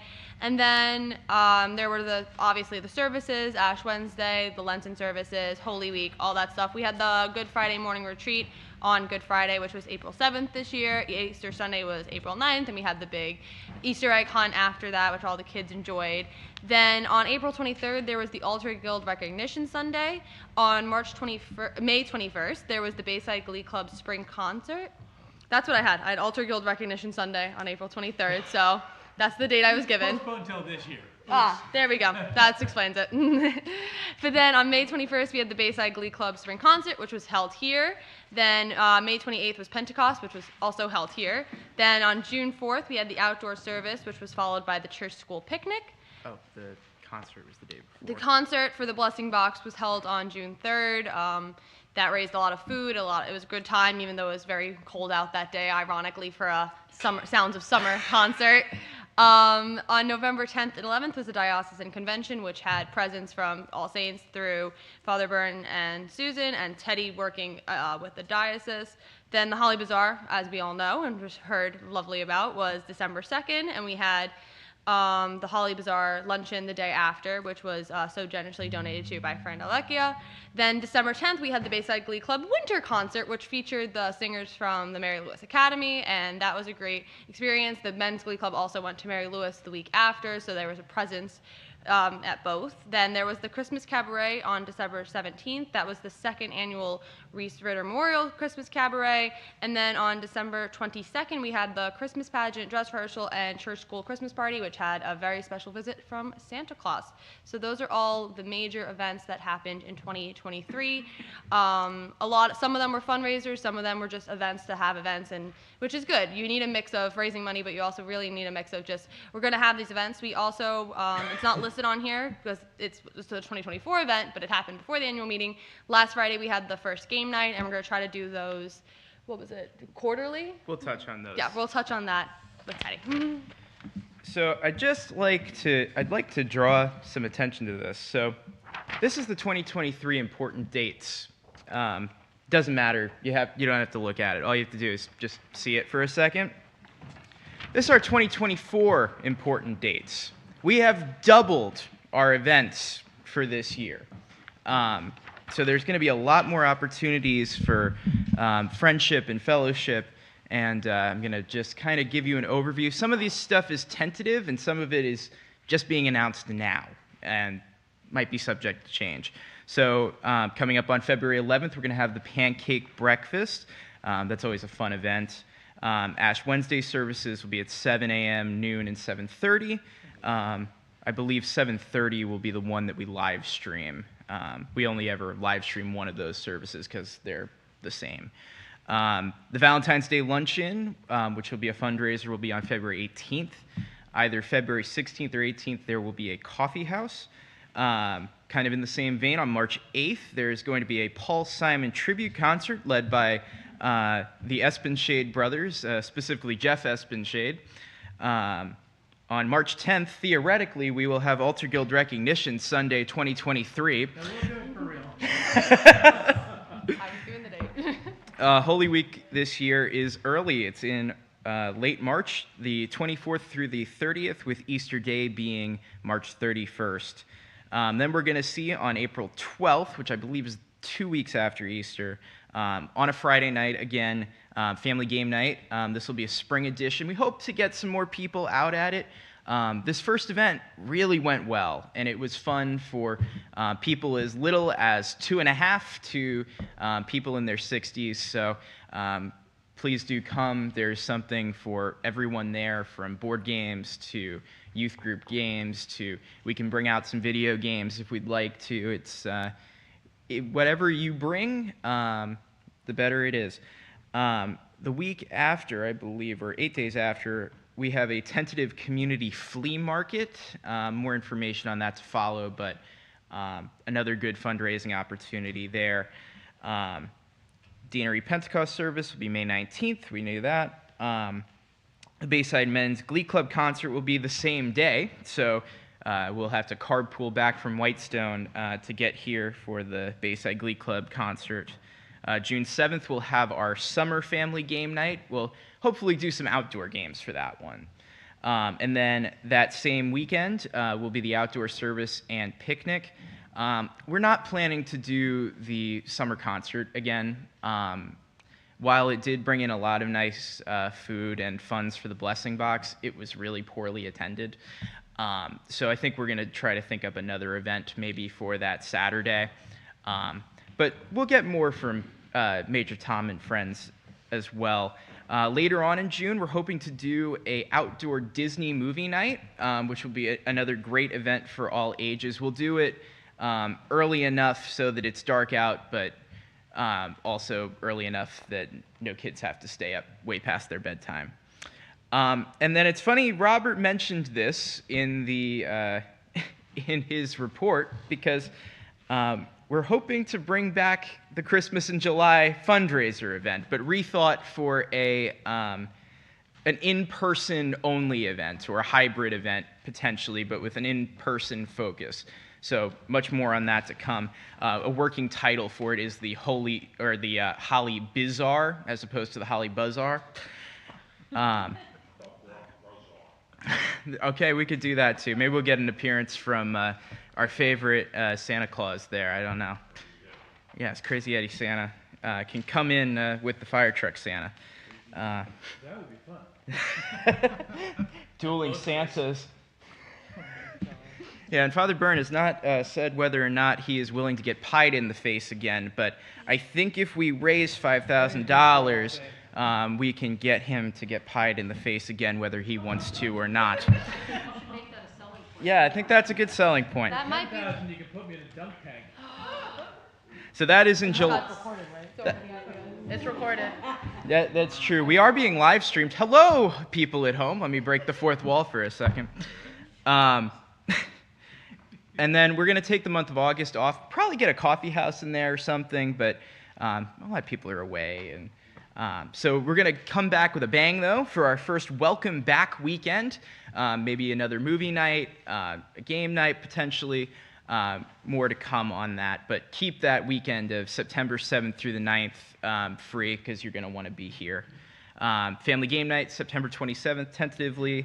Again, we're going to hope to do the Trick or Treat at All Saints event on Halloween this year. If you'd like to come dress up and help give out candy, it's actually quite a bit of fun, and you meet a lot of people in the neighborhood. November 3rd this year is All Saints Sunday.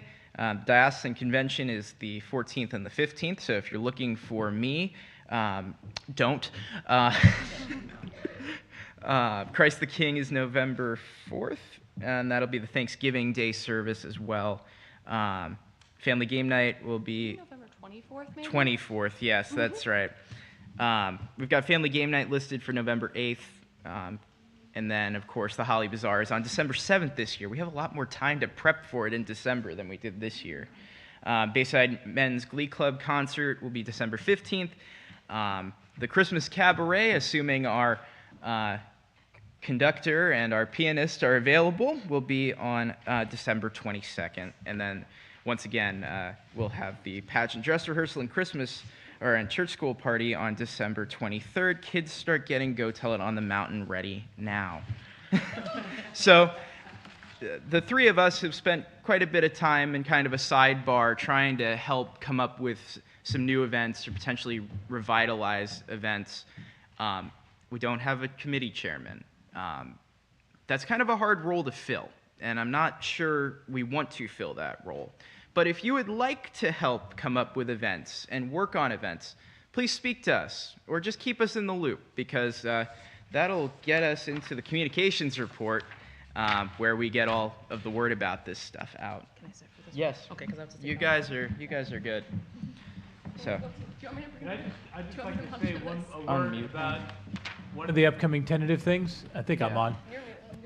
Just a quick thing on the flea market. That is an idea that is basically came from our outgoing vestry member, Diana Scalise, and folds into the business of doing a clear out of downstairs.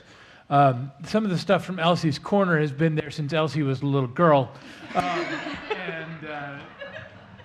It's time for a revamp and a clear out, and we didn't want to just order a dumpster, so we're thinking about doing a tag sale. I don't know, they don't call them tag sales here. That's what we call them in Connecticut. Garage sale. But I thought, all right, let's do a garage sale, but let's make it a community garage sale, and let's close down 40th Avenue, this block of 40th Avenue, bring everybody out, and turn it into a flea market. A number of years ago, we did a car show as part of Oktoberfest event. So I think we need to think big on this one and let it be, and just mainly. Yeah, there'll be two real wins. One, if we get community involvement, that'll be a huge win. Two, if we get a few dollars, that'll be a huge win. Three, if we get a lot of crap out of the basement, that'll be a huge win.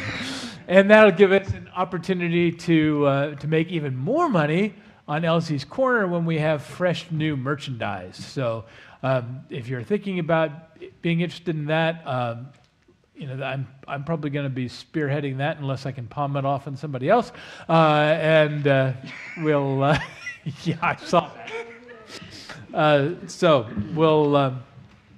So just that's the idea of that one. Back to your regularly scheduled communications report. Yeah.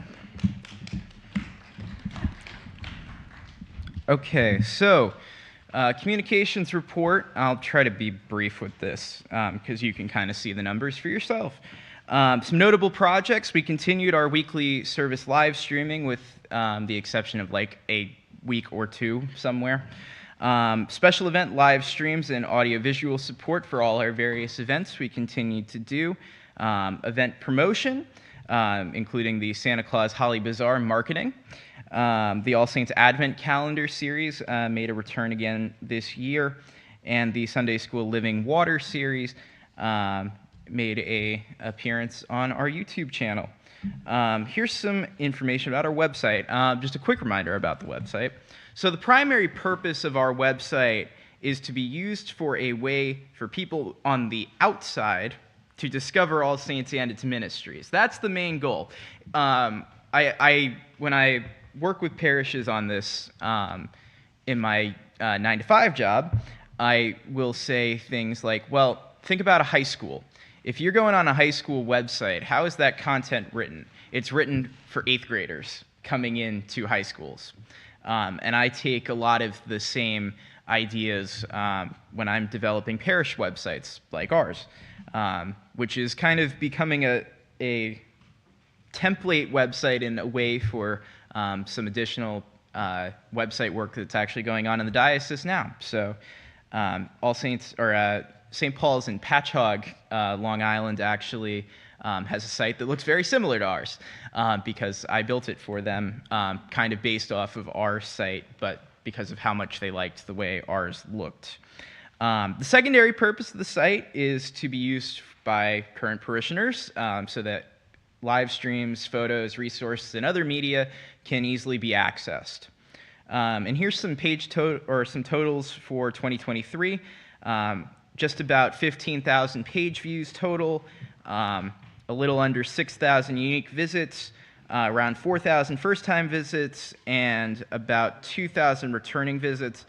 I'm actually going to be switching our analytics tracker for the website this year to a different service provider because I've not been happy with the results that this has given me. I'd like something a little better. So we've switched over to it. It's a free program through Google, and it's going to help us probably get a little bit better web traction as well. Not that this is bad. This is pretty good for our little place.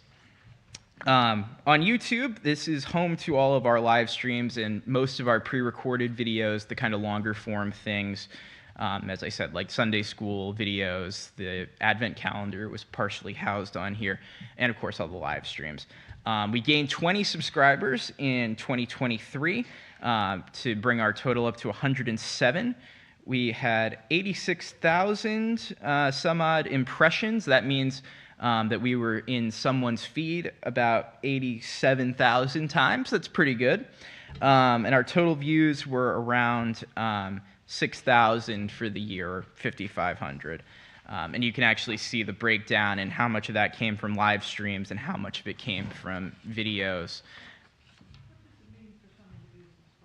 So on YouTube, you can like subscribe to a channel, meaning that they show up in your subscribers' feed. So, and they will be favored more. So you get on YouTube, you get a feed, and people you subscribe to show up in said feed.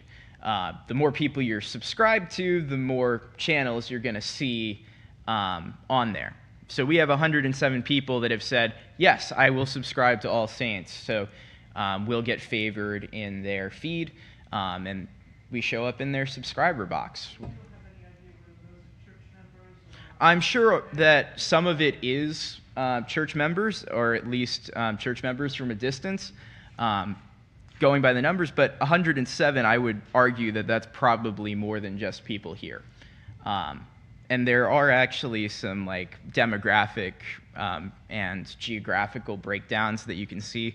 Most of our viewership comes from two cities, New York City and Waldwick, New Jersey. Hello, Erica and Birgit and Kristen and all the Tonnesons, who I believe are actually watching us right now as well. You could actually see here some of the breakdown of our most popular content. We do live stream the Bayside Glee Club concert. That's a service they pay to have me do, but we actually live stream it to our channel, and it always gets us a good amount of viewership every time they come. It's usually one of the top things that we put out on our channel every year, which is a nice little piece of outreach that we're able to do here. The Team KB Spaghetti Dinner live streams had quite a bit of viewership as well. Some of that might actually be from people checking out the Nice Guys band, because I think they used that as kind of a demo tape for a little while. But something that was pleasing to me when I was looking at these analytics was that Easter Day, the service actually was in our top 5 with 125 views. So that's a pretty nice statistic for a service. When our services tend to be a little smaller, we kind of know who is watching us. That's a nice thing. So we know who we're serving, but it is a smaller number than, say, something like the National Cathedral would get, because they're, a big famous church. So that makes sense, and you can see more. Baptisms also tend to do well with live streaming. Family from a distance get to come in and see their little kid get splooshed. My wording today. Yes, that is the theological term. So this is a fun category for me, and I have to thank Diana for overseeing the TikTok.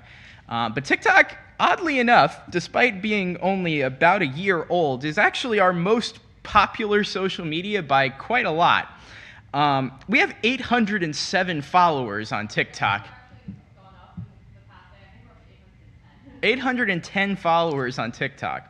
Now, a lot of that comes from one very viral video that I believe we showed when it went viral, but it lived off a trend that was going viral on TikTok at the time called Dumb Ways to Die. Now, that's actually a old British train PSA that people took the sound from it and they started making all these silly videos about it. And we jumped on the trend by having Christopher and Daniel Badishoff in full acolyte regalia. Christopher appears to whack his brother with the thurible, which he didn't actually hit him. He was very safe. This was conducted very safely. Yes, safe church. Christopher does know how to swing a thurible about as good as any acolyte you're going to find. But people...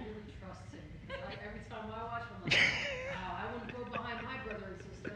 But we had comments flying in from everywhere, and we had, as of when I wrote this up on Saturday night or Friday night, we have 1.7 million views on this video.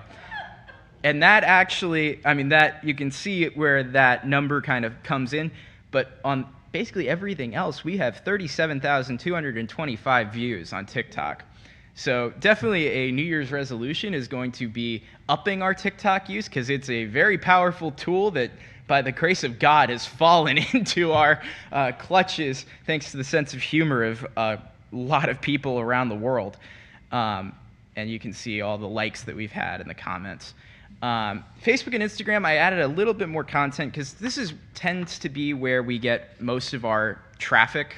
Facebook and Instagram are, of course, both owned by the Meta organization. So they actually work kind of in tandem. A lot of the content that goes to Facebook can go to Instagram and vice versa. So they work together really well. And actually, because we've been focusing on this, I was able to get rid of our social media management app that we were using, and we saved quite a bit of money on that per year now. So on Facebook, we gained 17 likes in 2023 and 42 followers. Facebook's weird because you can like a page and you can follow a page. So a follow is basically like a subscribe on YouTube. It's the same idea. You're going to get it favored more in your feed and all that. A like is more like, it's kind of an older term, I think, but you'll see it show up in your public profile and everything. We reached 17.1 thousand this year, and we had around 4,000 page visits. And you can actually see our demographic breakdown for Facebook. We primarily service women on Facebook, mostly seniors, but you can actually see it's a pretty okay trend. I think this pretty much matches the way that Facebook's demographics are overall. And then over on Instagram, we gained 59 followers in 2023, not bad. So we're up to 268. We had a reach of about 3.5 thousand, so we're actually getting okay over there. We get more reach on Facebook. And then around 1,000 page visits, which was up 241% from last year. And you can see the demographic breakdown is actually much more even on Instagram. It's a younger platform. The way I have come to kind of identify it is TikTok is the youngest audience you're going to find for the most part. Instagram is kind of, it hits the elder Gen Z and goes to the younger Gen X mostly, and then Facebook tends to be the boomers and older. For whatever reason, that's just how it's kind of. You grew up with it. Yes, you grew up with Facebook. So that's kind of the breakdown of the numbers. I actually think we have a lot of room to grow our communications this year. I think something that would be a good investment, it would be a tiny bit of money, depending on how much we want to put into it. Something we frequently do for events is what's called a boost post. And what that does is on Facebook and Instagram, it makes it so that this post that we paid for will show up in more people's feeds. The algorithm that Meta uses to generate what people see in their feed will favor our content based on demographics, based on the geographic location, and we can pay however much we want to do. We can just give it a budget, and they boost the post. One question about all of this internet activity. Do we have any documentation or anything to determine whether or not any of these people ever send us any money? That would go to Tithely with Robert. Yeah, I'm trying to think if there's a way that we've ever been able to match like viewership with donations. I guess you'd have to do it Back in 2020, probably. Well, Yeah, I don't think we've ever, because to do something like that, it's like you have to have a link that they click a specific link, and I don't think. yeah, well, Good job. because our usual Because that would be important if you could put more money into it, is whether you're getting any. Usually to track something like that, it's all about the link, right? Click through link. yeah. Right. So. There's a way on Instagram to see if someone clicked the link, but we don't know who that person is. All we would know is that someone, like, say we posted on our Instagram story, donate here, we would see that someone clicked it, but that's the most of that.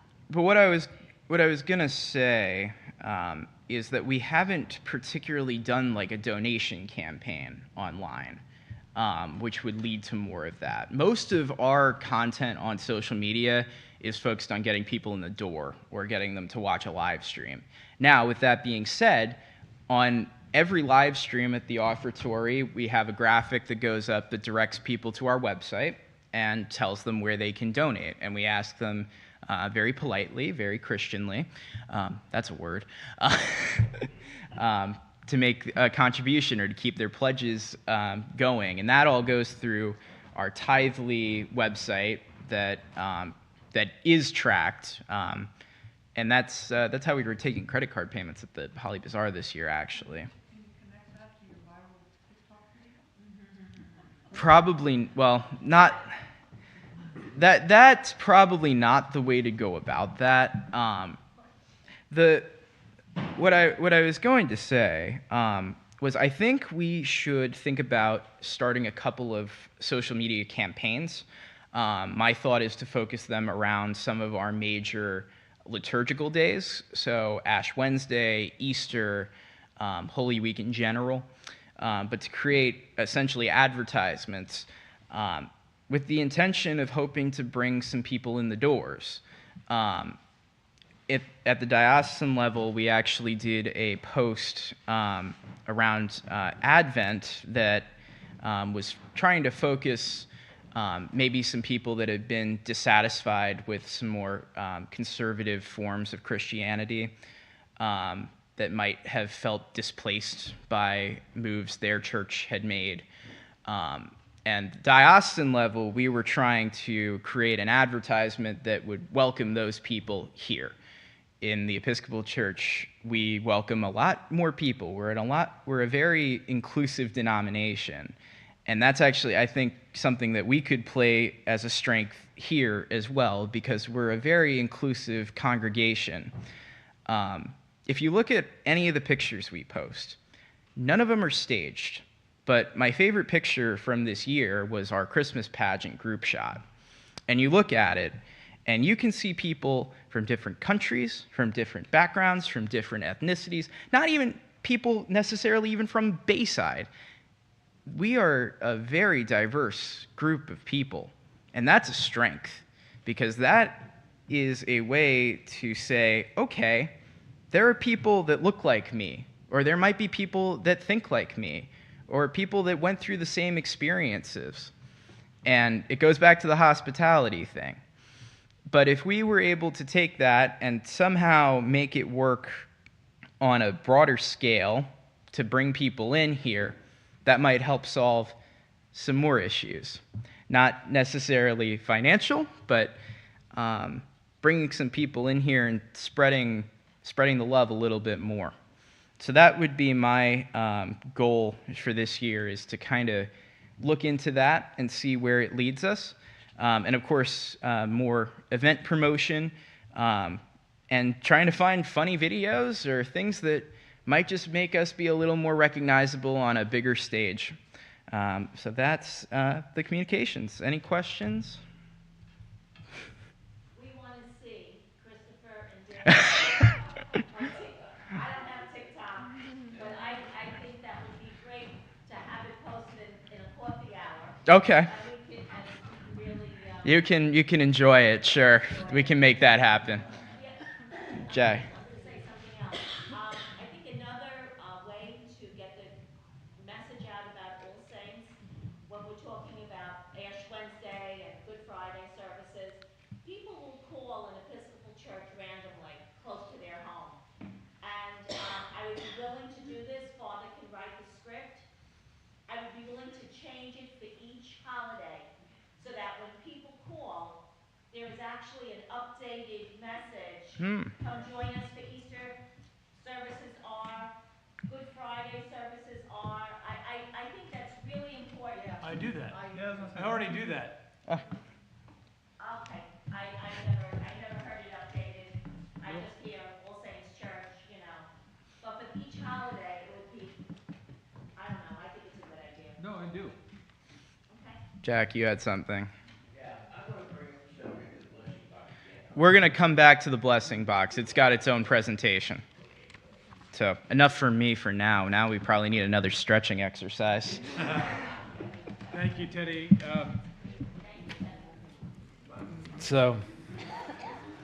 Okay, yeah, and and communication is largely what we're about. So we have a number of other event people. I did give you the short ones that didn't make it onto the list here: ECW and UTO. Needless to say, Marjorie Eisenman is not able to be with us today because of her husband passing last night, and also her being under the weather. But ECW had a quiet year. UTO had an excellent year. It's somewhere buried in Robert's report, but your generosity was very high this year for UTO, and it was donated. It was turned in at the diocesan convention. We actually collected $961 for UTO. $961 for UTO. That might be a record, and it's excellent. So thank you all very much for that. And that brings us to Stella. If you have an Altar Guild report. But come to where the people at home can hear you.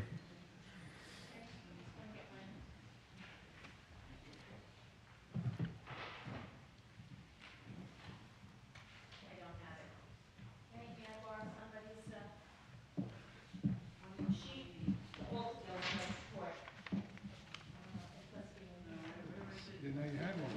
Didn't either. Is it on the table? Thank you very much. Only the cool Yeah. kids got them, I guess. Yeah. Good afternoon. For those of you at home, if you didn't get it, the Altar Guild has a balance in their account of $12,000, a little over that. And as always, we thank you for your donations. We're a self-sustaining group in the church. We don't have a line item on the budget because we pay for the things that pertain to the altar, host, wine, the sanctuary candles that people give donations in memory for. And with that, yeah, the vigil lamp. Having said that, we had a meeting last Saturday and talking about the refinishing of the floor in the church. The Altar Guilds will be investigating. We're going to have a man come in, of course, and give us a proposal as to how much it would cost.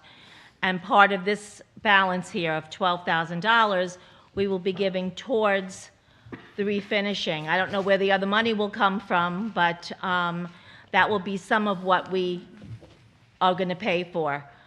If anybody is interested in joining the Altar Guild, you don't have to be a woman. We like men to come too. We need muscles. We have a meeting probably at least twice a year. As Teddy mentioned, Easter is early this year, so the Altar Guild meets to decorate the church and to get flowers, which are paid for by memorials that you are generous enough to give to our Altar Guild. So if you would like to join, please let me know. And yes, Pat? That's oh, right. well, you knew that better than me. Yep. Oh. No women. Okay. Probably well, not here, but in the history of altar guilds, yes. Interesting. Well, you learn something every day. So that's all for the meeting, for the report. Hopefully, I'll see you at the next meeting. Thank you. And Stella and the Altar Guild put in so much work. Most of it's behind the scenes. They, like the acolytes, are at their best when they're invisible. But around us, we see the fruits of their labors, and much appreciated. So, Susan.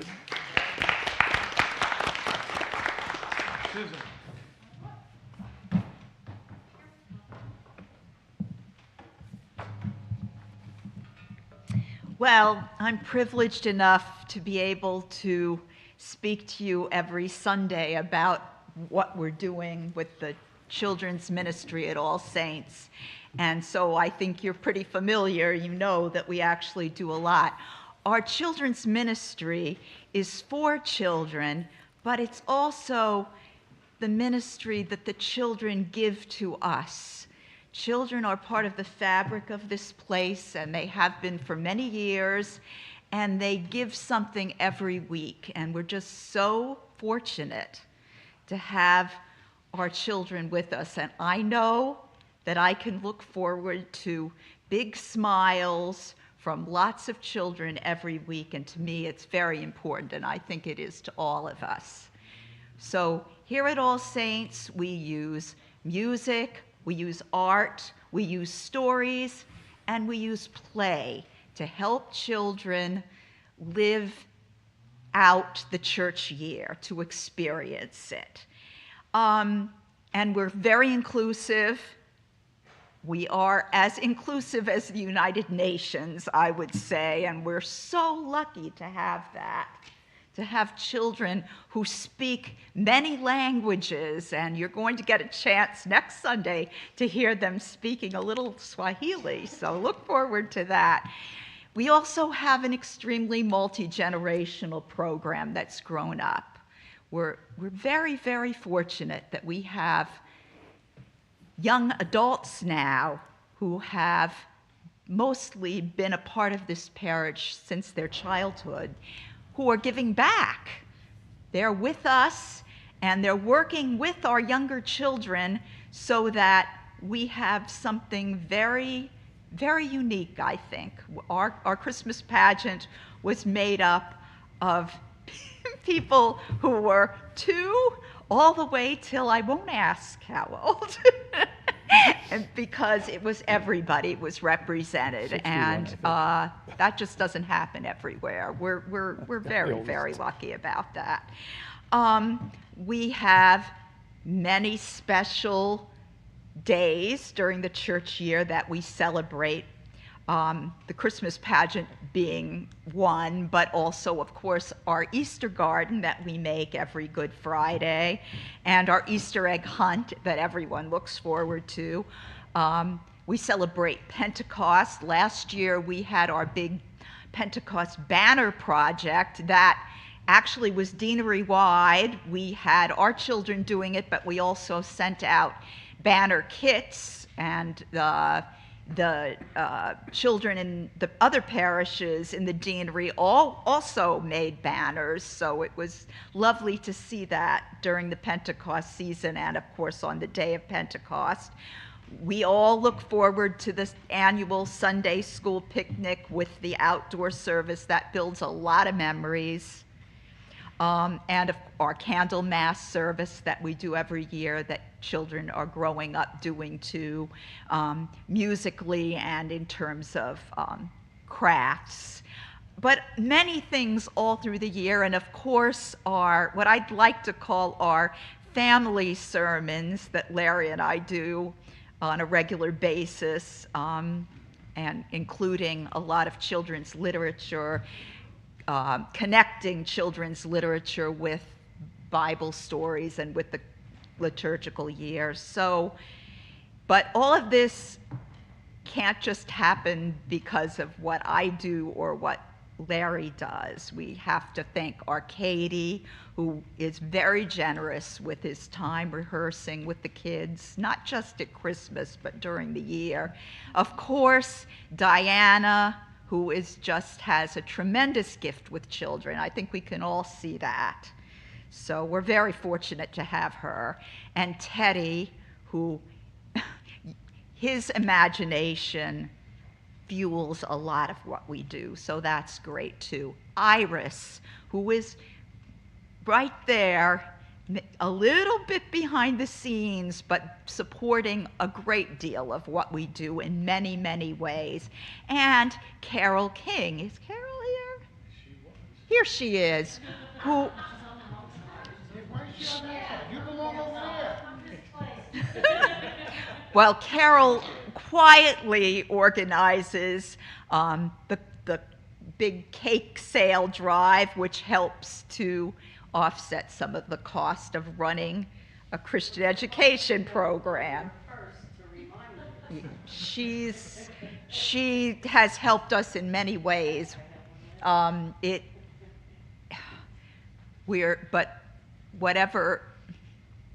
whatever our ministry to children might cost in dollars pays off many, many times over by what it gives to this place in terms of love and joy and enthusiasm. So we're lucky to have all of that. And thank you all, especially the parents who bring their children here and let us have them for a little while and go out of their way to make sure that they're part of this place. So thank you all very much.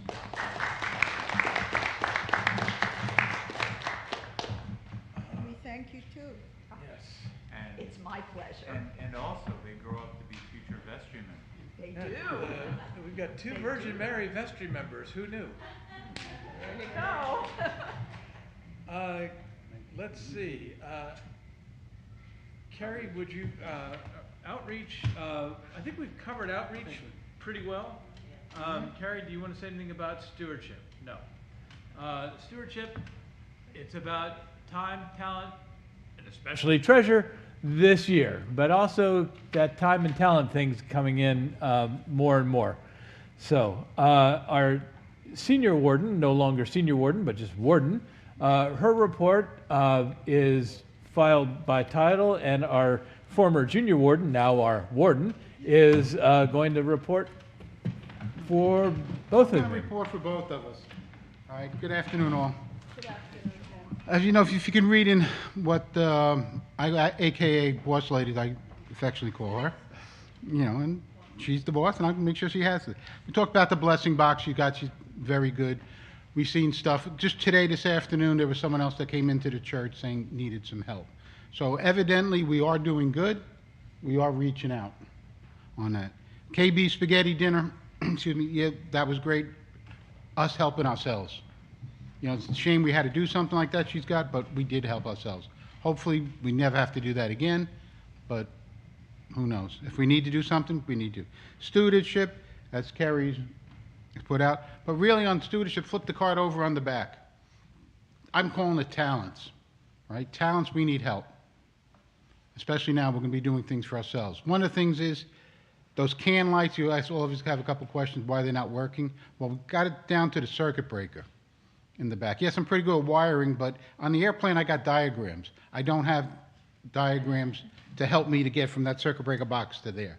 So we may unless someone has a good talent electrician, we may have to get an electrician in to see. We have a guy. Well, that's good, but that's still costing money. If we have someone from here that has that talent, we might be good.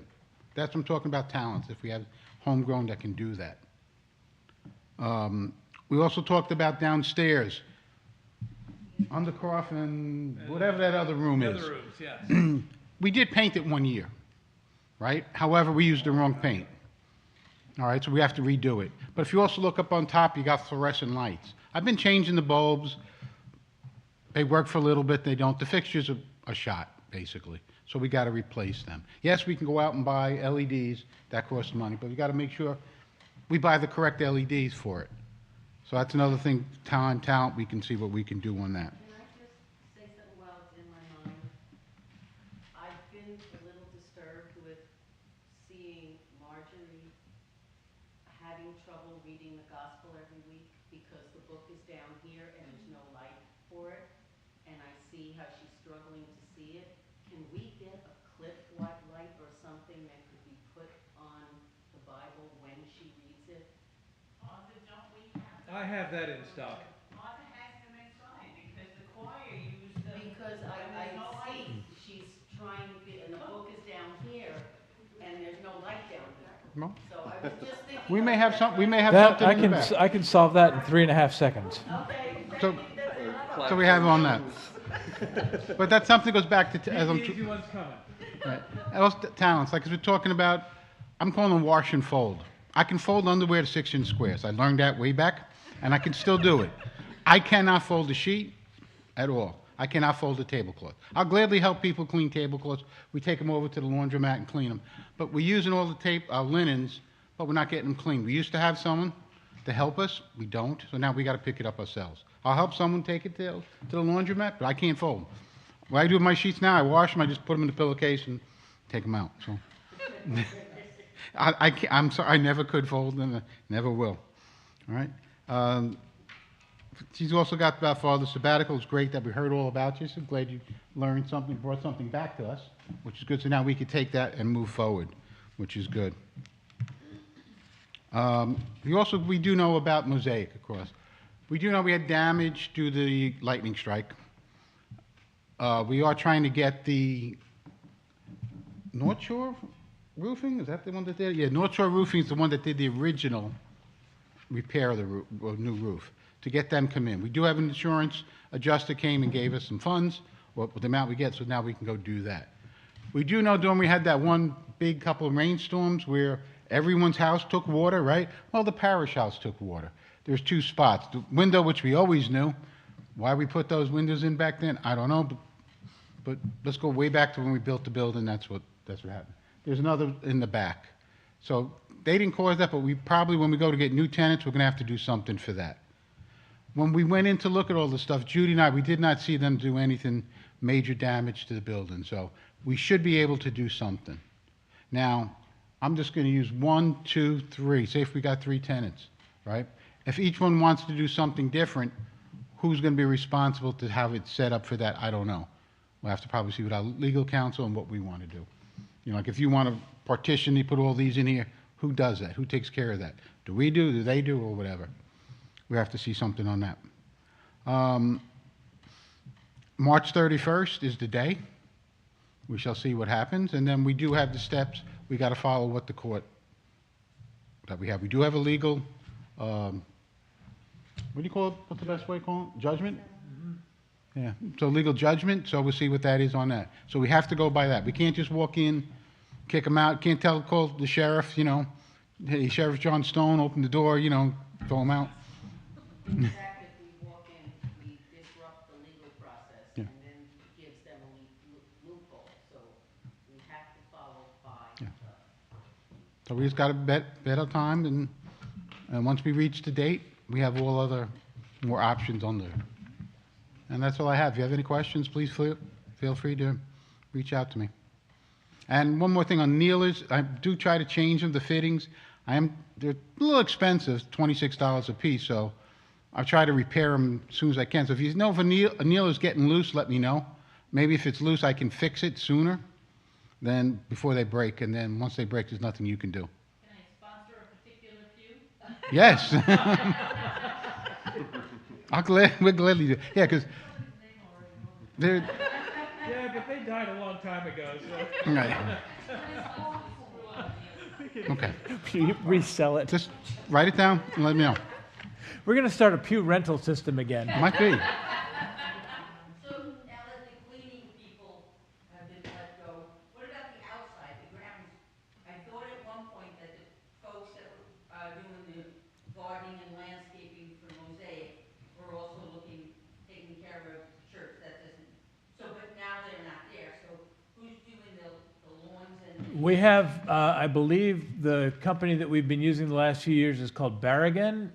They do a good job, and I don't think that it's going to be possible to let them go because we simply do not have the volunteer personnel to keep the place up on the outside. And Excellent. they're very good and they're very fast, and I simply cannot take that on. No. We lost, God rest Clyde Soul. He was the best landscaper that I ever know.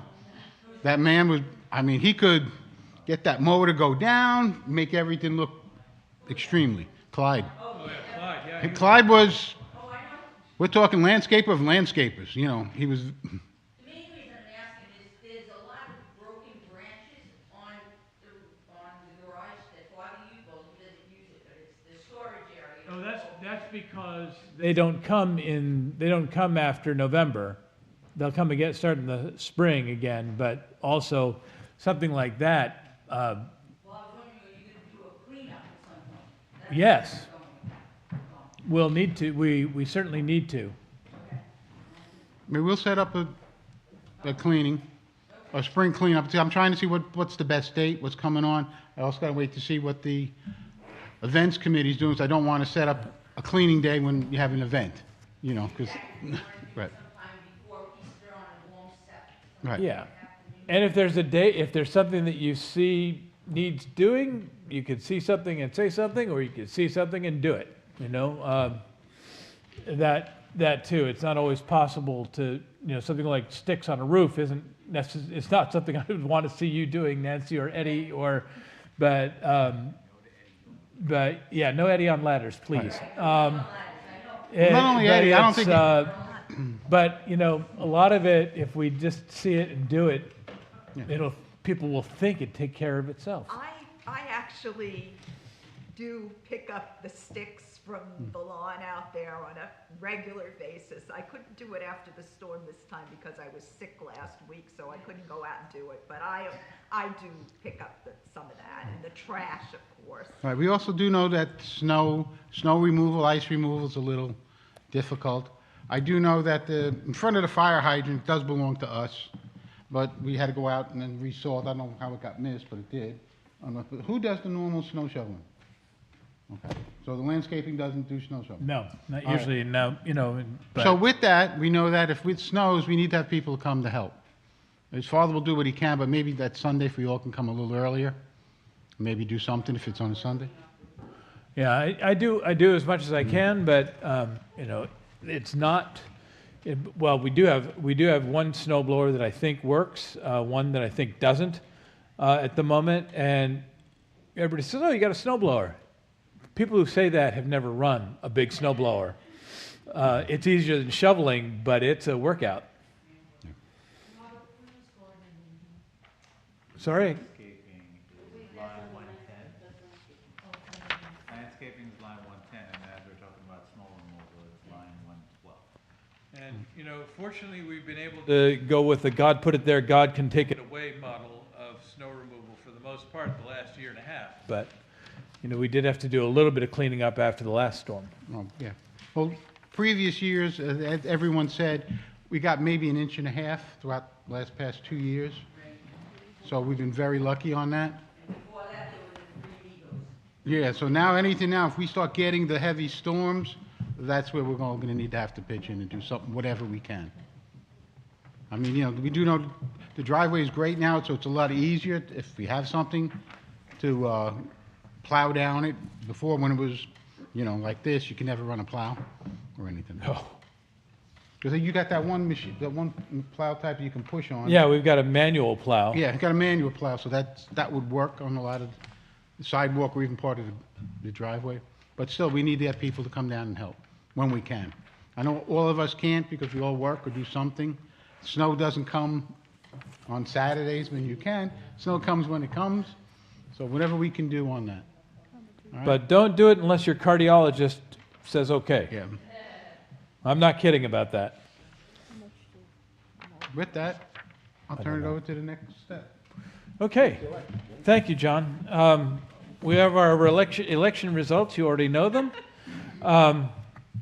And finally, our necrology, the people who have died since the 2023 annual election. Now, in this section, we contain only the actual members of All Saints, but we've got members plus what I would say are extended members today listed, and that is Janine, and this is in no particular order as it turns out. Janine Carroll, Lois Combs, Yvonne Lewis, Eileen Ramsey, John Summer, and our extended family, Patricia Batashoff and Michael Eisenman. Michael having died just yesterday. So we remember each of them, and if I can find the prayer I'm looking for in the prayer book, we'll ask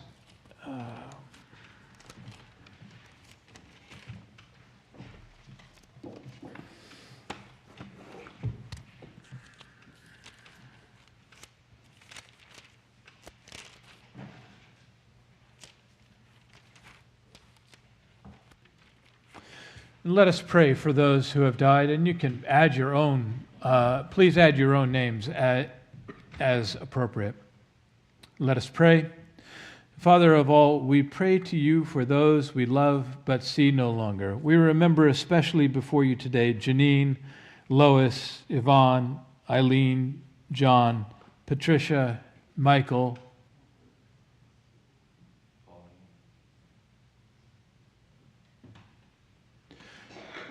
grant them your peace. Let light perpetual shine upon them, and in your loving wisdom and almighty power work in them the good purpose of your perfect will through Jesus Christ our Lord.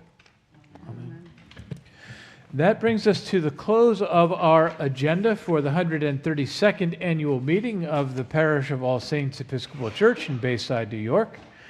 And so from here, just say, the peace of God, which passes all understanding, keep your hearts and minds in the knowledge and love of God and of his Son, Jesus Christ our Lord. And the blessing of God Almighty, the Father, the Son, and the Holy Spirit be upon you and remain with you this day and forevermore. Amen. And we stand adjourned until our next annual meeting, God willing, January 26, 2025.